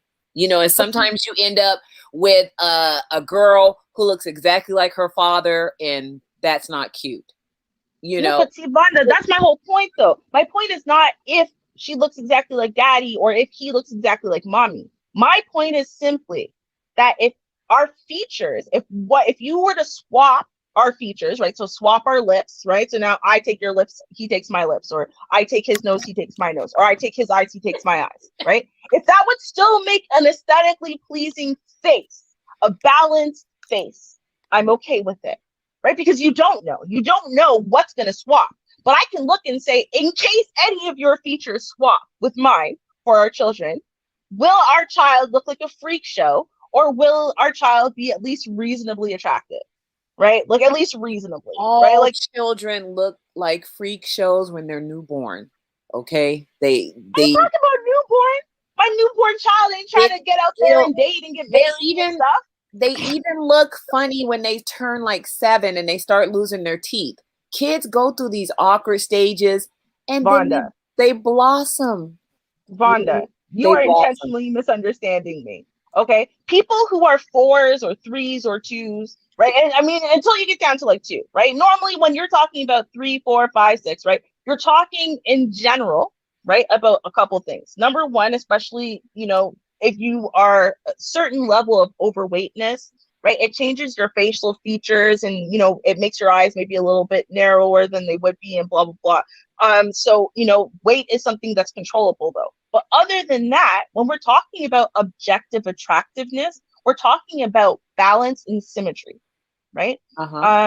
So for example, right, someone who doesn't have a symmetrical face, that generally happens because you've had several illnesses in childhood, right, that your immune system was not able to fight off. And so because of that means you generally have weaker genes when it comes to fighting off disease and keeping you alive, which is why we prefer symmetry, right? Which is why we prefer balance. There's certain things we prefer, and that's what makes us think something's objectively attractive. So I'm talking about balance, that's all. Right? I'm just talking about if we were to interchange our features or whatever, would it still create a balanced face? I'm not talking about when you're 2 or 7 or 11. I'm talking about once you've grown, right? And now you're out there to face the world and to find a mate and to have children of your own and whatever, right? Did I give you a disadvantage in life because I picked someone with a completely different face shape and a completely different this and a completely different that didn't blend well with my face? So then when you came out and you were a melange of his face and my face, your face got all of the worst combinations, right? Look, I want the worst combinations between his face and my face to still be all right. That's what I look for. I'm just being serious. I just want to be all right. You know what I mean? Like, I think, and that's part of the thing. So the guy could have been objectively a 9, right? Objectively, when you look at him, he could be gorgeous. But if his features wouldn't look good on my face shape, or if his eyes, even though he's a 9, you take those eyes from him and you put them on my face, it would make me look like a 3, because it just wouldn't fit with the balance of my face. That's where I looked at it and I went, nah, I can't do it. I care about the I'm sorry. Well, there are those instances where you cannot necessarily judge that, and I'm going to tell you why. Haven't you ever seen two, and I don't mean this in a disrespectful way, but 2 people who are not aesthetically pleasing to look at have the cutest kid, perfect kid. But you look at both of them individually, you're like, oh my God, they're hideous. But this kid is like a vision of perfection. Yep. But if you look at the kid, Vonda, you can tell which features came from which parent. And see, what happened was you took these 2 people who were relatively unattractive, right? Because of balance and symmetry. Those are normally the 2 reasons why these people are not attractive or, visually appealing. right? And this kid came out with a better combination of features. So, you take the mom's, eyes and lips and you put it with daddy's nose and jawline, right? And now you've got perfect balance and symmetry on this face. And now all of a sudden this kid is gorgeous. You're like, oh my God. It's not magic, right? It's just that the combination of features, right, made for something relatively attractive. Right. So it's kind of the same thing. It's the same thing I'm talking about here. Right. Is I don't want to go the reverse way. Whereas when you take two relatively, at least, averagely attractive people, and then they get together and they make a hideous kid. I just didn't want to be that one. I didn't. I'm very vain. I'm being honest. Right. So I'm telling you, I picked people who had a face shape that was similar-ish to mine. Right. And like the lips and the nose and the eyes and the everything. I kind of wanted someone who had some similarity. I didn't want us to deviate too far off of each other. Why? Because then if we switch features around, we still gonna be cute, right? Like I hope my kids get my whole face, like the mini Ruby. I hope mini Ruby gets my face with Mr. Ruby's eyes, because his eyes are bigger and more like open, right? But still my eyelashes were long and crazy curly. That to me would, like, that's all I wanted as a kid. So I'm just trying to give my kids the best advantage. That's it. I'm just saying. Now, getting back to the men with children then, with all that being said, what if you're single, 45, and out there dating again, and the man has a child that has curly eyelashes and all those things that you described? Will you be willing to date the dude? No. Okay. Hell no. No, And because that there is the answer. no, Yeah. if you have kids, no. But okay, let's say I'm advising a friend now, because like I said, I would not have dated if you had kids. I don't care how beautiful your kids are. Don't care. No. But let's say a friend who doesn't have that policy wanted to date this guy and said he makes pretty babies. Okay, unless he's made, and I'm not even kidding, unless he's made kids all over the place with various women, and all of those children take after him, and his family genetics, and so they're all gorgeous and they all look very related because they all take after him. So he has incredibly strong genetics, and your family has incredibly weak genetics. So there's a good chance the kids will get the family nose and lips and eyes and whatever, like everyone else.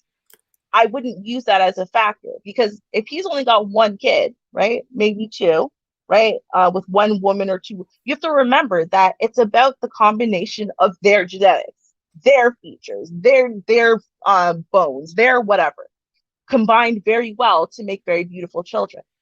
That doesn't mean that your features and his features will mix well to make beautiful children, right? Because it's not like it's, people think about genes like it's like, well, if I'm beautiful and he's beautiful, we get together, we'll make a beautiful baby. Like, no, the beauty is not the gene, right? The gene is about your nostril size and the size of the bridge of your nose, and the width of your nose, and how thick are your lips, and the width of your mouth, and all of that. That's the gene, right? The gene is not beauty. Beauty is about how, when we look at that as a whole, how does it look to us, right? So, you got to go by that.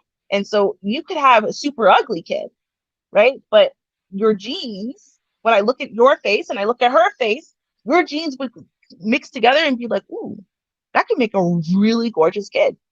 It could happen, right? He just mixed his genes the first time with the wrong one. You might be the better one. That's all I'm saying. Okay, Nikki mentions that men 55 years old are having some young children. So I'm going to throw that out there. Okay, so all of us are now 55 years old. We meet a guy that's 55. He has a child that's 25. The child is an adult. Would you date the guy? Who, me? Drum roll, please. Yes. No, of course not. He doesn't have a child, Ruby. He has an adult. Is it my child? Is it my adult child? Because unless it's my adult child, then I still think we are creating. In fact, you know what? Listen, and I see this, and I've seen this with several people that I've dated over the course of life, right? Where the younger kids are significantly younger, right? And then you got older kids who are like, you know, my mother's age, right? And I'm dating one of these people who are, you know, my age category, my mother's age, that's 20 years. And you have like 25, 30-year age gap from the oldest to the youngest, right? I still see that as being a difficult thing because you guys are siblings, but at the same time, you're only children in a way, right? Because you're not born and raised at the same time. You don't live in the same household. Me and my sister are born just over 10 years apart, and we are considered by the law to be only children because our experiences and growth are so radically different between 10 and, you know, baby that, you know, they don't count us as siblings. And either way, though, we're still siblings. I still have a half sibling out there. She just had a baby. It's like, oh my God, my nephew. So it's not like, oh, well, it's just not going to matter, right? It's not like, okay, when we have a baby shower, now I got to invite his grown daughter. You know what I mean? And then when we have a wedding, I got to invite his grown daughter. Like, I got worried about his grown daughter dating my uncle. Like, no. And what if she's older than me? God damn, no. Because like 55 is like my mama's age, right? So like, no. What if she's older than me? She could be older than me. Like, no. Ruby says she's not having it. So there's just no way whether whatever age she's at, because I'm aged at 55, she's still not dating a poor man with a child. There's no getting around that. Nope. Now this young lady, she's 23, so I get it. She's not interested. She's young. She was like, "Hey, I want to date some guys that don't have any children." I give that to her, but I'm sure when she gets older, she's going to look at things a little bit differently. And that's understandable because you done lived your life. You may have a child at 30, 35 years old. Divorce, didn't work out or whatever. The child is outside of the home now, adult, went to college and moved on. And now you're at home in that house by yourself and like, hey, want to date again. I still want to go out and do some things. So, well, if he's trying to date Ruby, I'm going to say, don't tell Ruby about your 25-year-old daughter in college. That's your niece. Tell Ruby that that's your niece, and you've been raising her since birth. Boy, I feel sorry for you when I find out you're lying, though. That's all I'm going to say. I feel sorry for you when I find out you're lying. Because I don't take too well. Listen, I really don't take too well, obviously, to dating someone with children. But I really, really don't take too well to dating someone who lies to me. Because I don't care what you lied about. I'm just kidding. No, I don't believe in the lying. I believe honesty is the best policy. But Ruby, somebody might have to just you're a very tough cookie. You know, you're a really hard target, lady. So, you know, we gotta be very, you know, innovative and,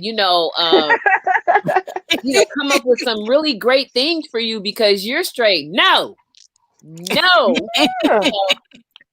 I am, but you know what? Like, you know, I'm no on some things, but I'm yes on other things. People are like, well, are you crazy? Like, for example, I don't think that if a man is honest and open about his desire to have sexual relations with other people, especially in a time where I am unable to give him a lot or any sex at all, I would not have an issue with that, right? Most women would.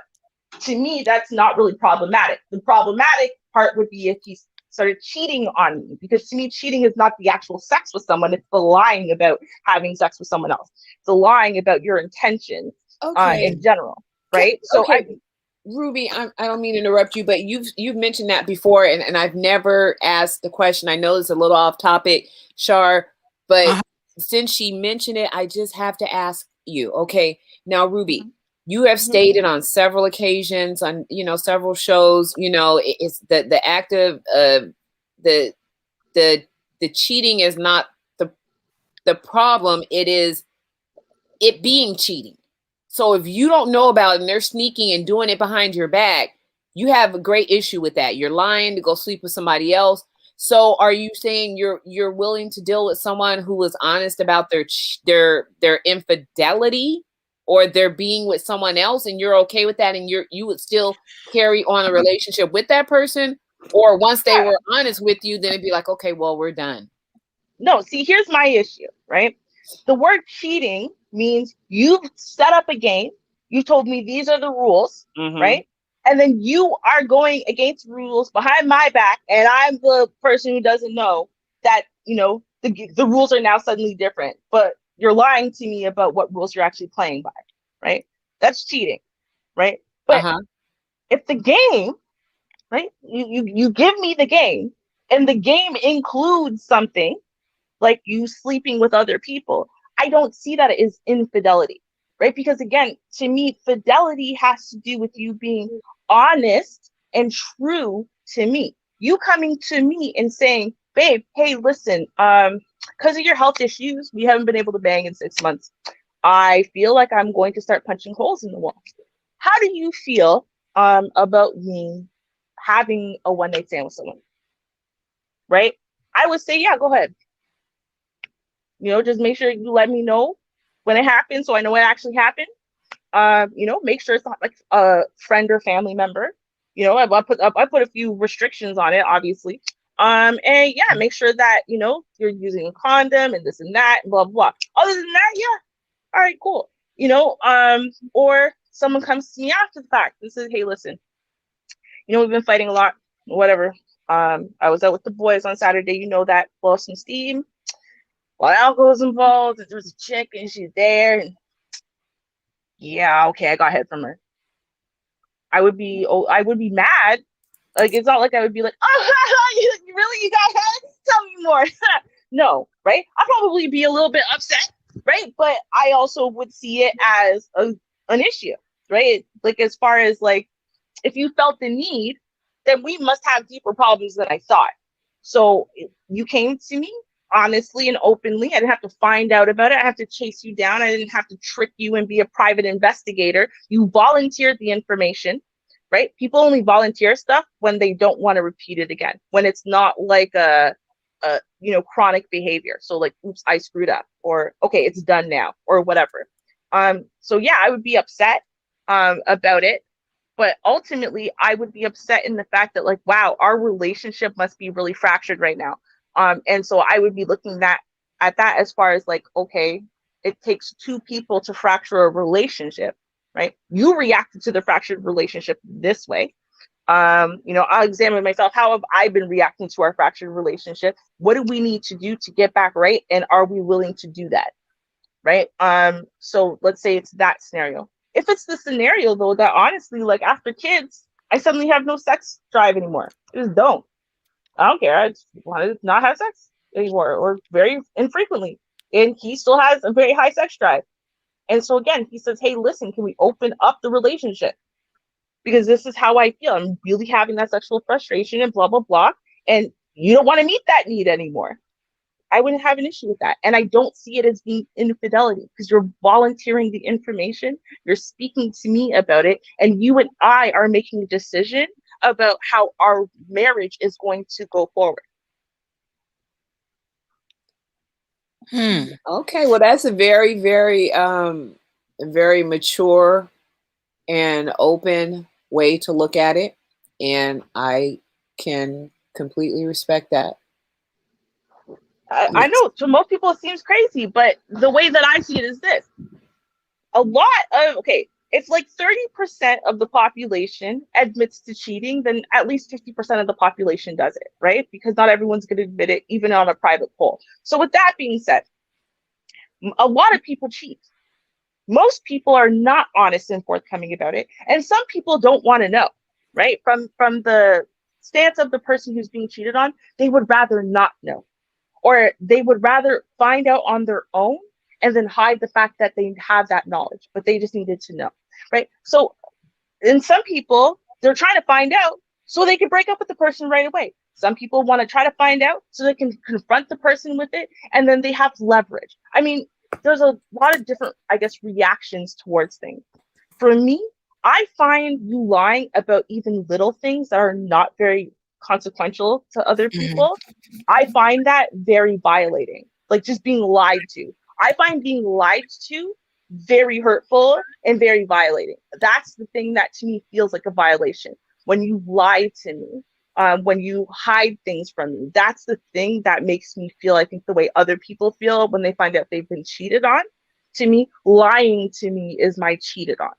So if you were completely open and honest with me, right, then I know what the hell's going on in my life. I know what the hell's going on in my relationship. I don't feel lost. I don't feel confused. I don't feel gaslighted. I don't feel crazy because I know what's happening. And to me, that's like a number one big issue for me. So I guess like for other people, they can live with little white lies. I can't. I literally can't. And I have like a bullshit meter like 10 billion miles long. So I can tell when someone's telling me something that's not 100% truthful. And it starts driving me crazy. Like it's like I'm losing my mind. So, for other people, they would love, yeah, just tell me little white lies about if I look good in this dress or da da da, or lie to me about what you and your friends really went to last night. As long as you didn't cross any lines, I want to hear about it. Some people are good with the lying, right? I'm not. You can't tell me any lies. You telling me a little lie, the littlest lie, that can create like a bomb exploded in our household. Like for real, like not a little one, like the kind of bomb exploded is like I found out you were having an affair for a year. What the average person would do to that, I will do over like a small lie that's not even important. I know I didn't care. I wasn't married, but still I did have an issue with the guy that cheated on me because we talked about it and I wanted to make sure that we were going to be the only ones that saw each other. Right. And he never said anything. He didn't say whatever, I got other needs or whatever. He just never said anything. And then I just happened to find out. And then he's like, "Oh, I'm sorry." Okay, well, it's okay. That's what you want. That's not what I want. So I'll just end it here. Bye. Yeah. No, that's not no. But we've talked about this and I explained to you. So it's dangerous out there. That's all I could tell you. At that time, let me see what year it was. I don't remember what year it was, but I will say that at that time they had I think what was that? It's some was it gonorrhea was coming back and something else where just skin to skin touch you were able to catch some. And I'm like, look, I'm getting too old. I'm not trying to be catching nothing. Nope. If we gonna do this, we gonna be together. We can test it. Everything is fine. I'm not gonna be running to go get tested every now and again when I think you're doing something. So forget it. You know, violated the trust, and I'm done. Yeah, And that's not safe. Nobody wants to do that. Like you say, go out and get tested, because now I have an inkling that you're doing something or something's not right. hell, Typically when you start a relationship, it's I don't even really know if people even do this. Do they actually sit there and say, "Hey, we're monogamous. I'm going to be with you. You only going to be with me." Or is it just assumed? Is it just assumed? Do people actually speak that out loud? So in your situation, that you and him speak that out loud? we spoke that out loud. And then after him, because I had this thing after the relationship I was in for 10 years, I started, just with my friends and everything, I started finding that people just lied too much. They just lied to who they were. So I'm like, well, the next guys that I date, I need to see ID. I really need to see your identification. And if you're not willing to show that, then I'm not even going to go any further. And I meant that. So that kept some guys away. Girl, those are the ones you didn't want. You be like, Exactly. Lord. But I want you to just be honest. If I ask you if we're talking about it, either you want to do that or you don't, and I'm okay with that. So, yeah. Miscellaneous Here's my children, issue. cheating. You know what? I'm with the honesty. You need to be honest with me. You need to, let me know what's going on and give me the opportunity to make my own decision. If I say, hey, okay, thank you for being honest. I have this extra information and I've decided I don't want to do this no more. I don't want to deal with that I didn't sign up for that and I don't want to do it. And the reason why most people don't come forward is because they are afraid of losing that other person. And they just want to have their cake and eat it too. And that's usually just what it's selfishness. Yeah. So, you know what? And I agree with that. I'll say though something else about the when it comes to cheating. I actually wrote in my blog way before. I probably wrote 15 years ago now. And it was the question. It was a question / commentary on are you afraid of men on the down low, right? And I said I am. I'm afraid of anyone on the down low, anyone who's doing things in secret.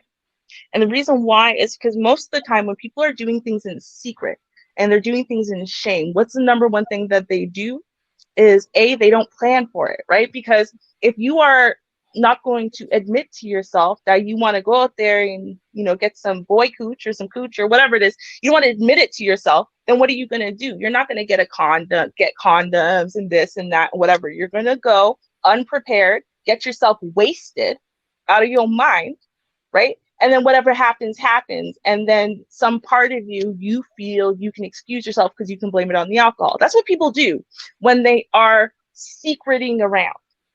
And so to me, that has always been my fear. It's not even, I don't like to be lied to, but I feel like in most cases where people would feel that they have to lie or lose everything, right, that they're going to be lying to themselves as well, which means they aren't going to be making the safest decisions. They're not going to be making the most prepared decisions. And even after they've made that incredibly unsafe, unprepared decision, then they are going to come and they're going to risk your health with that. And this is why, for me, honesty is more important, because I would rather someone come to me and say, hey, listen, this is where I'm at right now. If I can look at that and say, well, I kind of get it, and you probably ain't going to get none anytime soon because I don't feel well, right? I have a lot of health issues. And so if that's where you're at right now, all right, cool. Let's be safe about it, though, blah, blah, blah, blah, blah, right? Now, you're not going to need to go get yourself wasted to go out there and then, you fell in bed with this girl and then she convinced you not to come to the con. No, because you're not going to be wasted to begin with, because you're not going to be making those kind of decisions, because you're not going to be picking up riffraff from the club at 3 a.m., because it took you that long to talk yourself into doing it and all kinds of stuff like that, right? Because if you're going to have, relationships, sexual relationships with several people, right, there are responsible and irresponsible ways about going about things. And to me, people who are ashamed or scared are the ones who make the most irresponsible decisions. So with that being said, I would rather someone, A, who's going to be making better, more responsible decisions. B, I would rather someone who made it an irresponsible decision feel they could come to me, tell me, not lose everything. But now at that point, you're putting me, my health, and my safety first, because you just told me you did something that you didn't plan to do, that you might have done in a very unsafe way. Now you got to get tested first. You got this, you got that, and we've also got to work through our stuff. And so I guess if you're telling me in advance now, right, and you're asking me, hey, can we change the game? Right now, you're giving me an option, because maybe I can change the game by giving you back what I've taken away. Maybe I didn't realize it was such an issue for you, and so now that's going to start a conversation. Maybe I've just been being lazy and selfish. I don't really feel like it, but hey, should I be giving more to my husband, right? So I mean, to me, there's a lot more that goes into it other than what I think of as this kind of like sneaking around, childish kind of bullshit that people just think about when it's cheating. Because most of the time when you're hearing about cheating, honestly, you're hearing about it in the dating world, or you're hearing about it in the middle of divorces or after people are divorced. But you don't hear about all of the cheating that happens and it gets found out about, and then the marriages stay together.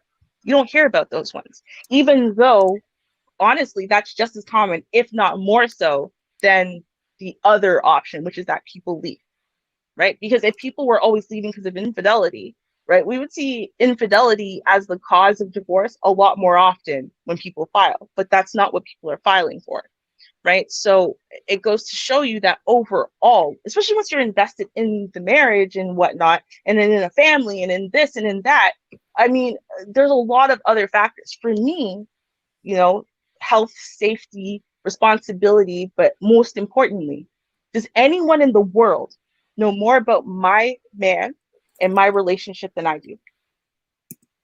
Anybody? Could some chick walk up to me on the street and say, I had sex with your man last night and I don't know about it? Because that to me was always more important than whether or not he actually had sex with some random hoe last night. I don't know. It's just They might see a live stream on YouTube about it. You never know. And be on Tasha K show. Just joking. Just joking. Just joking. Poor thing. Just joking. We love you. Sorry. Yeah. Well, we get your point. It doesn't matter where your stage is in life. He has a child, it's over with and done. So I'll move to you, Vonda. Is there a particular stage in your life that you can think of that you're willing to date a guy with children? Yeah. I don't have a problem with dating men with children. That's never been an issue for me. The issue would be for me what is the quality of that relationship with that man and his children, and what is the relationship with him and his woman that he had the kids with. It's not for me to get into their business because those kids in that relationship came way before me. But my only concern would be that it's a healthy co-parenting type of relationship. Because if it has a whole bunch of mess, that would be something I probably wouldn't want to be involved with, and I would be with Ruby with regards to that. But as far as, just not dating men who have children, that's not a deal breaker for me. It's the quality of the relationship of the man with the child, with him and the mother that he had the kids with. Okay. Okay. And that's a fair point. I hear people bring that up. You know what? I'm sorry. Just to add one more thing, and that's only because I have a child. I've been a mother, for most of my life. So I'm saying that as a mother.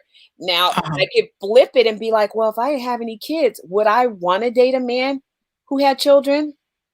And you know what? I'm going to be very honest, and the answer probably would be no. First tier, it would be no. But if it were, I would go to my second tier, which is what I just said. It would have to be, based on the quality of the relationship he has with those children, if he's taking care of his kids, and if he has a good relationship, co-parenting relationship with the mother. But off the bat, it would probably be no if I didn't have children. See, and I agree with that.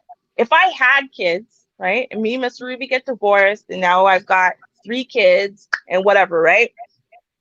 I would only date men who have children. Actually, I wouldn't want to date men who don't have children. And the reason I'm gonna be honest with you, me and Shar do too many news stories. I'm gonna look sideways at a man who's who's single with no kids, never been married, who's eager to jump into a relationship with me and my 3 kids. I'm going to look at him sideways. I'm just being 100, right? I would feel more comfortable with a man who has children of his own, and I can see him interact with those kids and, see a fatherly relationship and see the way he treats his kids and understand that that's going to translate to how he would also treat my kids, right? To an extent. So that would make me feel safer, but also from a lifestyle perspective, from a planning perspective, I'm already in the place now. If I have 3 kids where my entire world revolves around planning around these kids. So I would want to be with a man who understands that and can relate to that. And so if we have a life together, Now he already gets that. Yeah, of course, if we plan a vacation, of course the kids are coming. Or, of course, if we're planning it for New Year's, of course we've got to make sure we got a babysitter, we got this, we got that. Like, he will just think along the same lines that I do, because he's also an involved father who has at least partial, if not full custody of his kids. Right. So I would see things very different if I already had children, and was out there single. Right. It's the fact that I'm not. Right. Because then now I have the Brady Bunch. So I have kids, he's got kids. Right. I don't think I would want to have more kids. Like, I'm a one and done kind of gal. Right. So I wouldn't, even if I was younger, I wouldn't want to have kids with a second man. But with that being said, I'm going to take my kids, you take your kids. Now we're the Brady Bunch. Right. Like, we do stuff together with our mutual kids, and all the kids in our house, they're all siblings with each other. They're step siblings, or they got their full blood siblings sitting with them and whatever. But, we're not creating any now extra kids that get to have both mommy and daddy in the home. And then all the other kids are just half siblings there. And so they're kind of like, why can't my parents be together? Right. So, yeah. Oh, just by you even saying that, Ruby, it made me just think, based on your situation and the reason why you think the way you think. I mean, it's based on your experiences, and we're all walking through life in our experiences, and we don't all experience exactly the same thing. It's very interchangeable, based on person to person. So I totally get that. I totally get where you're coming from with regards to, creating these situations for children. And you're going way, far with it, before you even have children, to think about these situations, because you are looking at the situation you are in, Yes. And you don't want to create that for your children. And that's very understandable. I totally get that. I understand. I completely respect that. Right. Yeah. Exactly. She was that child that was looking at the step this, step that. So I understand completely. Hey, listen, Centavo. First of all, my relationships all last a very, very, very long time. I'm a serial monogamist. So when I get into relationships, they tend to last no less than 4 years.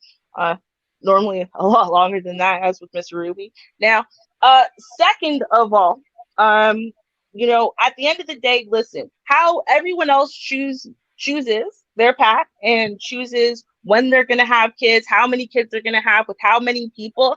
I don't judge anyone else for what they do and the choices that they make with their body and their life and their goals. I don't. Right? Because it's not my life. And who am I to judge what someone else is doing? Right? I have no issue with the other choices anyone else makes, because I'm sure that everyone is just trying to do their best, right, by their own life and by the life of their children and by their future plans. Everyone is just trying to do the best that they can. And 100%, to me, that's all you can do.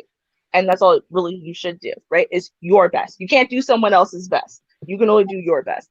So, now with that being said, right, and here's the thing. People are going to talk about, I might miss my blessing or whatnot. Hey, listen, to me, again, given the life that I lived and my experiences we were just talking about, being in that scenario was not a blessing. I'm going to be real, was not a blessing. Being the child of a teenage oopsie accident relationship, and then they decided to get married and that didn't work out, and being that child was not a blessing, right? I mean, my mother literally told me to my face. Now, she was very odd. She loves me. My mother very much loves me. People know, Mama Ruthie shows up. But, she told me, you're not an accident. I wish I had just waited several years to have you. Right? Like, I mean, that's just the reality. Do you want to be? I was the only one who said that. Right? No, that was my mom. Listen, my mother was valedictorian of her high school, right? Pregnant with me.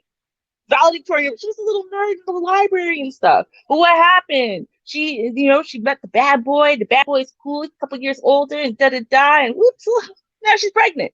Right? That's what happened. And then, shocked and married, we'll get married before the baby comes. So that way, it's out of wedlock. And of course they didn't make it work. Of course they didn't. right? And so, now my parents, to their, like, they did so much, and I talk about that a lot, as far as what they did as teen young parents, and how they went above and beyond. So I'm always going to be grateful for that.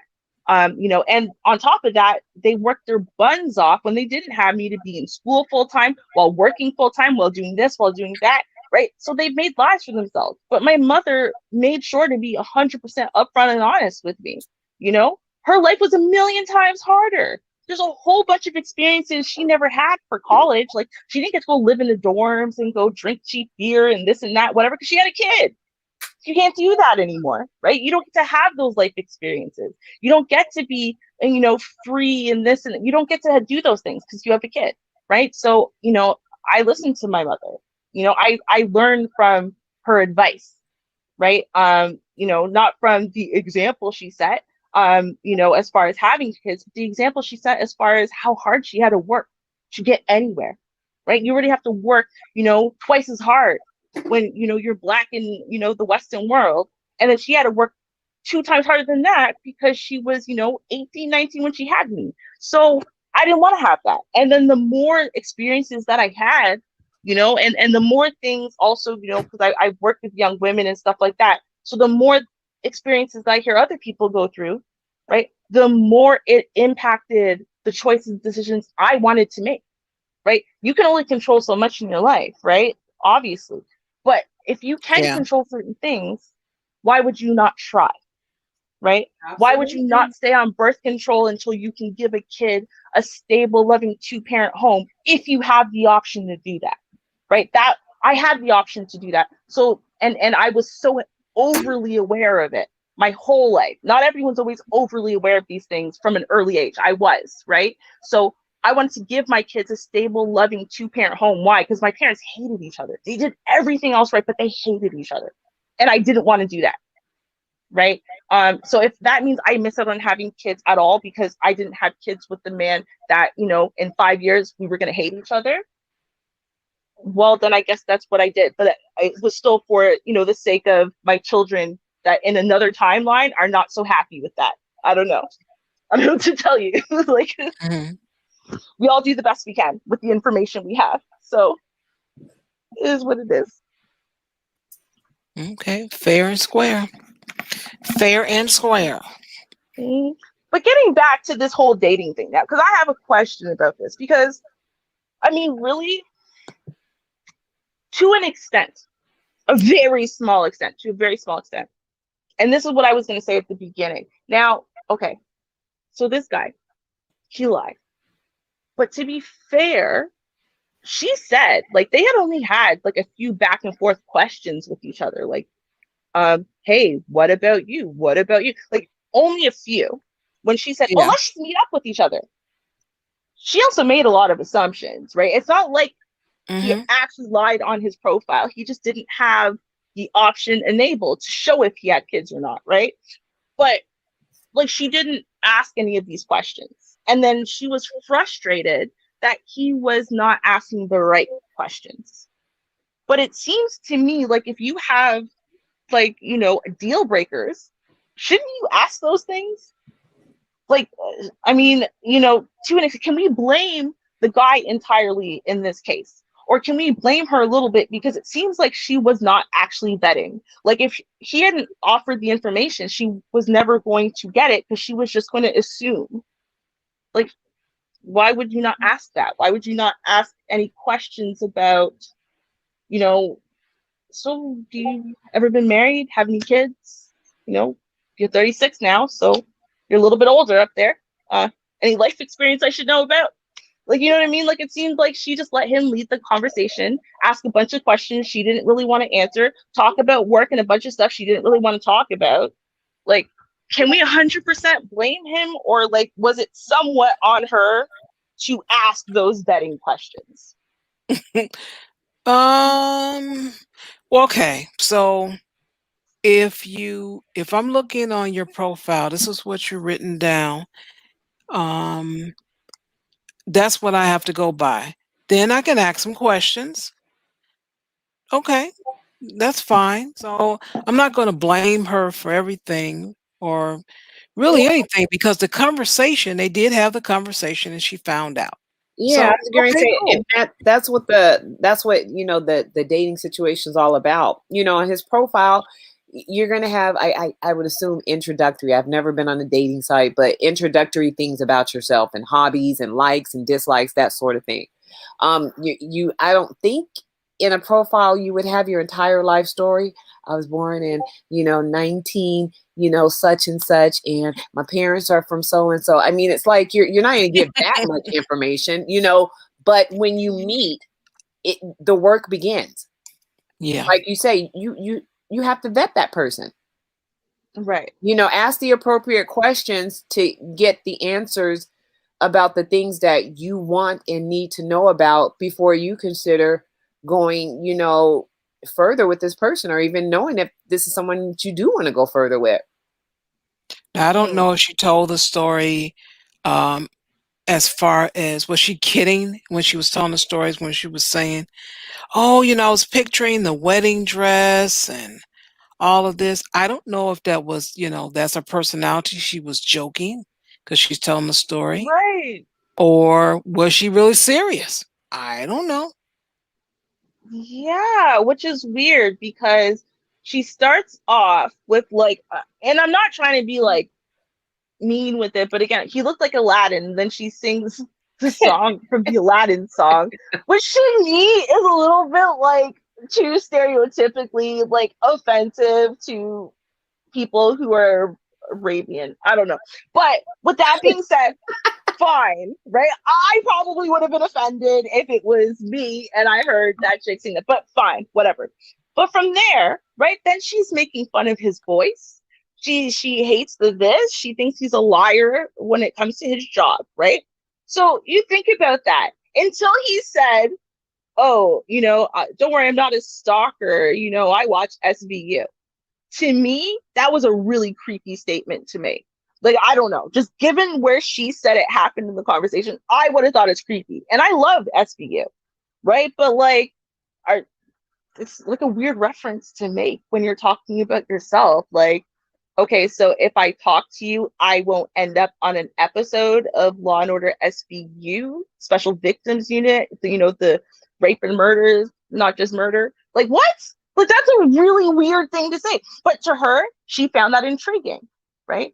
And because she found he's attractive and he likes the show SVU, she can see wedding bells and she's planning out the bridesmaids' dresses and stuff after all the other things that were wrong. There were so many things. Almost everything she said about this guy was wrong. And then he mentions SVU, and now she's planning a wedding? Like, that's weird. Like, it is different. I do know there are, as young ladies, we do dream, we do imagine and all that kind of stuff. I don't know if she's serious though. That's why I said I don't know her to know if she's serious or not. But let's say that she is. She's thinking this is the dream guy, because she did mention she had not been on dating websites. She just wanted to be celibate voluntarily, according to Don Teasy. He called it something else, but she started going on till that she's getting older and a clock is ticking, or however she described it. So that sounds like sex to me. And then she got on the darn app. So I don't know. But she definitely didn't want to have sex with him because he had children. like his accent and like the way she was mimicking the voice. And like, I understand, like, we're women, so it's not like we can effectively, mimic a masculine booming voice. But what we do when we think a man has like a booming, sexy voice, we kind of drop the voice, right? We're like, ooh, he was all like, hey girl, what's up? Right? Like, we try to do something deeper. And she didn't. She went up in tone and then made him sound like a blubbering idiot tone, right? Hey, what's up? Or like, she made him sound like a total goof as soon as he opened his mouth. Maybe that's how he really talked. I mean, She said that's what it sounded like that with a deep voice. I mean, who knows? I mean, he might have been a dork. See, but that's my point, right? Like, so you're gonna hear that and like you hate it. She's clearly, obviously, immediately turned off, right? Immediately turned off by that. And that to me, that's why I said I think it's a little bit weird that you could so easily, because of one thing finally going right on this date. Like, how starved are you for relationships and attention that you could hate everything about someone except for their profile picture? And then because you have one TV show that's not even on TV anymore that you guys can relate to, that now you think it could be love. There's wedding bells in the air. Like, I don't know. Like, I just think it's a little bit weird. But I also think it's weird that you wouldn't think to ask certain types of questions. Like, maybe because, like, kids like her were not around when, like, you know, AOL and everything, right? Because I remember the AOL chat rooms that I should not have been in because I was too young. But that's fine. I would sneak onto the computer and, you know, go in there anyway and just pretend I was significantly older. And need then a spanking. oh yeah, no, I was, man, Wanda, I think I might have told the story time once. I'll tell it another time when it's more relevant. But man, I had someone fly all the way to this province. Yes, I did. And I was meeting them at the airport. And then from the time, yes, I really did. Where's my belt? What? Oh yeah, we had it was non-sexual. It was a really nice back and forth conversation. We were really well. The thing is, I was really intellectually ahead of my time, right? And I was socially ahead of my time. The problem is that my parents wouldn't let me skip grades. They wouldn't let me, you know, do kind of like more age appropriate things with people of like minds, like intellects. So I was stuck. So this is how I could interact with older people, and older people who hear you're, you know, a 19-year-old woman, they want to date you if they're a guy. I don't know. I wasn't really that into like boys at that time, right? I think it was like in the 5th grade. So I don't know. Anyway, point is, so I remember these chat rooms, right? And like the very first thing when people would like comment on something you said, right? And then the next thing they would say is ASL, right? Age, sex, location. So very first thing that would happen, right? So then you answer them, then they would give you the ASL, right? Then the next thing they would ask you is about your relationship status. Then you give it to them. Then the next thing they would ask you is if you have kids. Once those questions were out of the way, then they would ask you more stuff about you, right? But like until they got those initial questions out of the way, no one was going further in conversation with you. And if they didn't like the answer you gave, they would just stop talking, right? Like, so I guess that's maybe where I get my internet etiquette, quote unquote. That's Ruby. I was getting ready to say it. I'm like, girl, you're in the 5th grade, and you're like, when you said ASL, I'm like, what the hell is that? Okay. I didn't know what the hell that was. Yeah, those AOL chat rooms. That's right. You go into those chat rooms. So you was getting your little internet education at an early stage, girl. Well, that's good. Yeah. You know better now. Yeah. No one should have put dial-up in my house. As soon as I could, and I was terrified too. Like it's not like I've been terrified of the internet since the internet was a thing. I've always been positive someone could, you know, just from me being on the internet, could figure out where I am and come and stalk me and kill me. So like even my very first email address, everything, nothing has been attached to my real name ever, because I was so scared that the internet means someone's going to come and kill me. I don't know why. It's always been something I was convinced of. But it didn't stop me from going into the chat rooms and, you know, gotta try stuff out. I just had a different name. A holy terror, I'm sure. I was having lovely discussions with people. Okay, thank you very much. Right? But my friends don't want to talk about the Jonas Brothers and stupid. I don't care about Jonas Brothers and what Immature is doing right now or whatever, bro. I don't care. I want to talk about like just anything else. Just talk about anything else. And then I would lie and like pretend I know things about politics. And like I would lie and pretend I know things that I think like adult people should know. I don't even know if they should know those things, right? I was just like, I just didn't want to get found out and get kicked out. So because I thought you had to be like 19, 20. I didn't know that you could be like, I could have said 15 or 16 and it would have been acceptable. I had no idea. And I can't ask my parents because I'm not allowed to go in there. So yeah. Right. Right. That's why, right, yo, that's why when I try to give y'all advice about your children and what they're doing online and what you think you're controlling about your kids, I'm telling you from personal experience, right? It's kind of like when parents thought that when they told their kids not to watch TV and with the black box, and then as soon as your parents leave, they're turning on the black box to all of the the porn channels. Like, I don't know why parents didn't know that kids were doing that. Oh, I put a lock on mine. You don't think they watched you put in that lock one time while you were trying to figure out the remote, and they just watched the number, and then the next time you were gone, they unlocked the box, and then they were right. Like, like kids are doing these things. Yeah, this is true. Right? I'm just saying. And I mean, that's another problem. I'm just saying, I have a filthy mouth. I know I do. I cuss like a sailor. And to be honest with you, when I was younger, I also drank a lot too.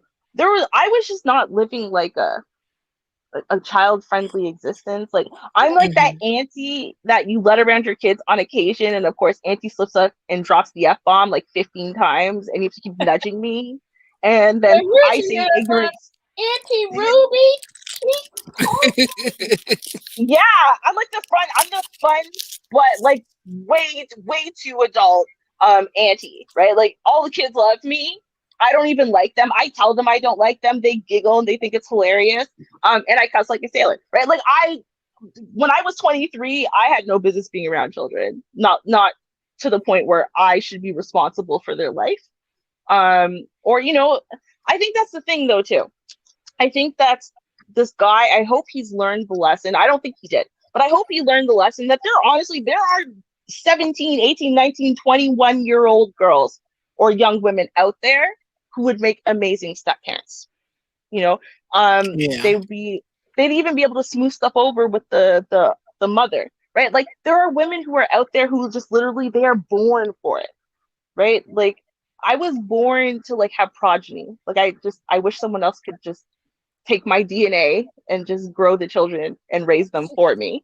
Right? Like, but some women, they're just carers that way, right? They love children, they love babies, and if they're gonna love him, they're gonna love the baby even more, and blah blah, and they'll do that from a really young age, right? And it's like, recognize that when y'all are lying on your profile about anything, you are literally fishing in the wrong pool. So that means you're always going to catch the wrong fish. You're never going to catch the fish that's right for you, right? You got to put real information out there. Stop lying about your weight. Stop lying about your height. Stop lying about your religion. Stop lying about this. Stop lying about that. Like, stop lying about those things, because people are making choices about whether or not to talk to you based on those lies or omissions.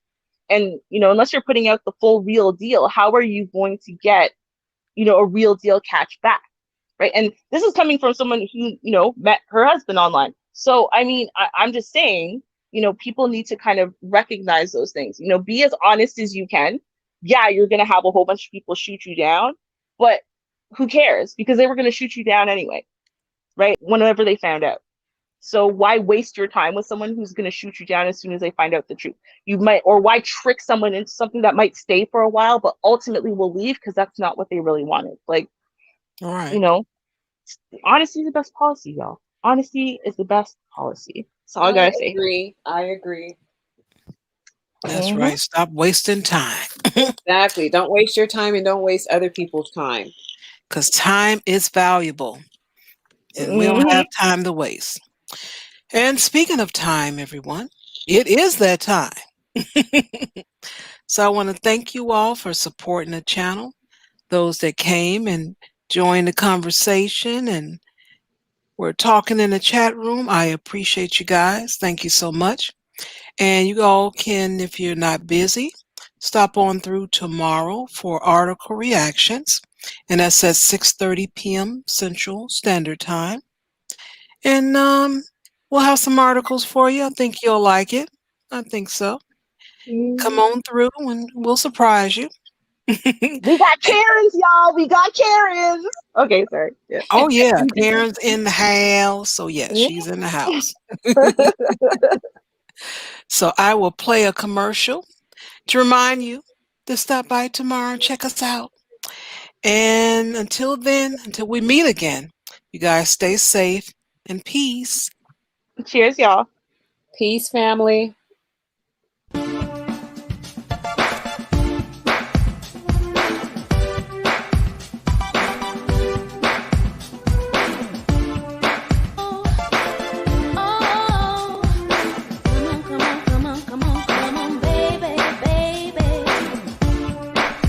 Hey, folks, it's your nighttime, it's your right time DJ Music. Make sure you join Char Willie each and every Saturday, 7:30 Eastern, 6:30 Central, for Article Reaction, right here on your local YouTube channel.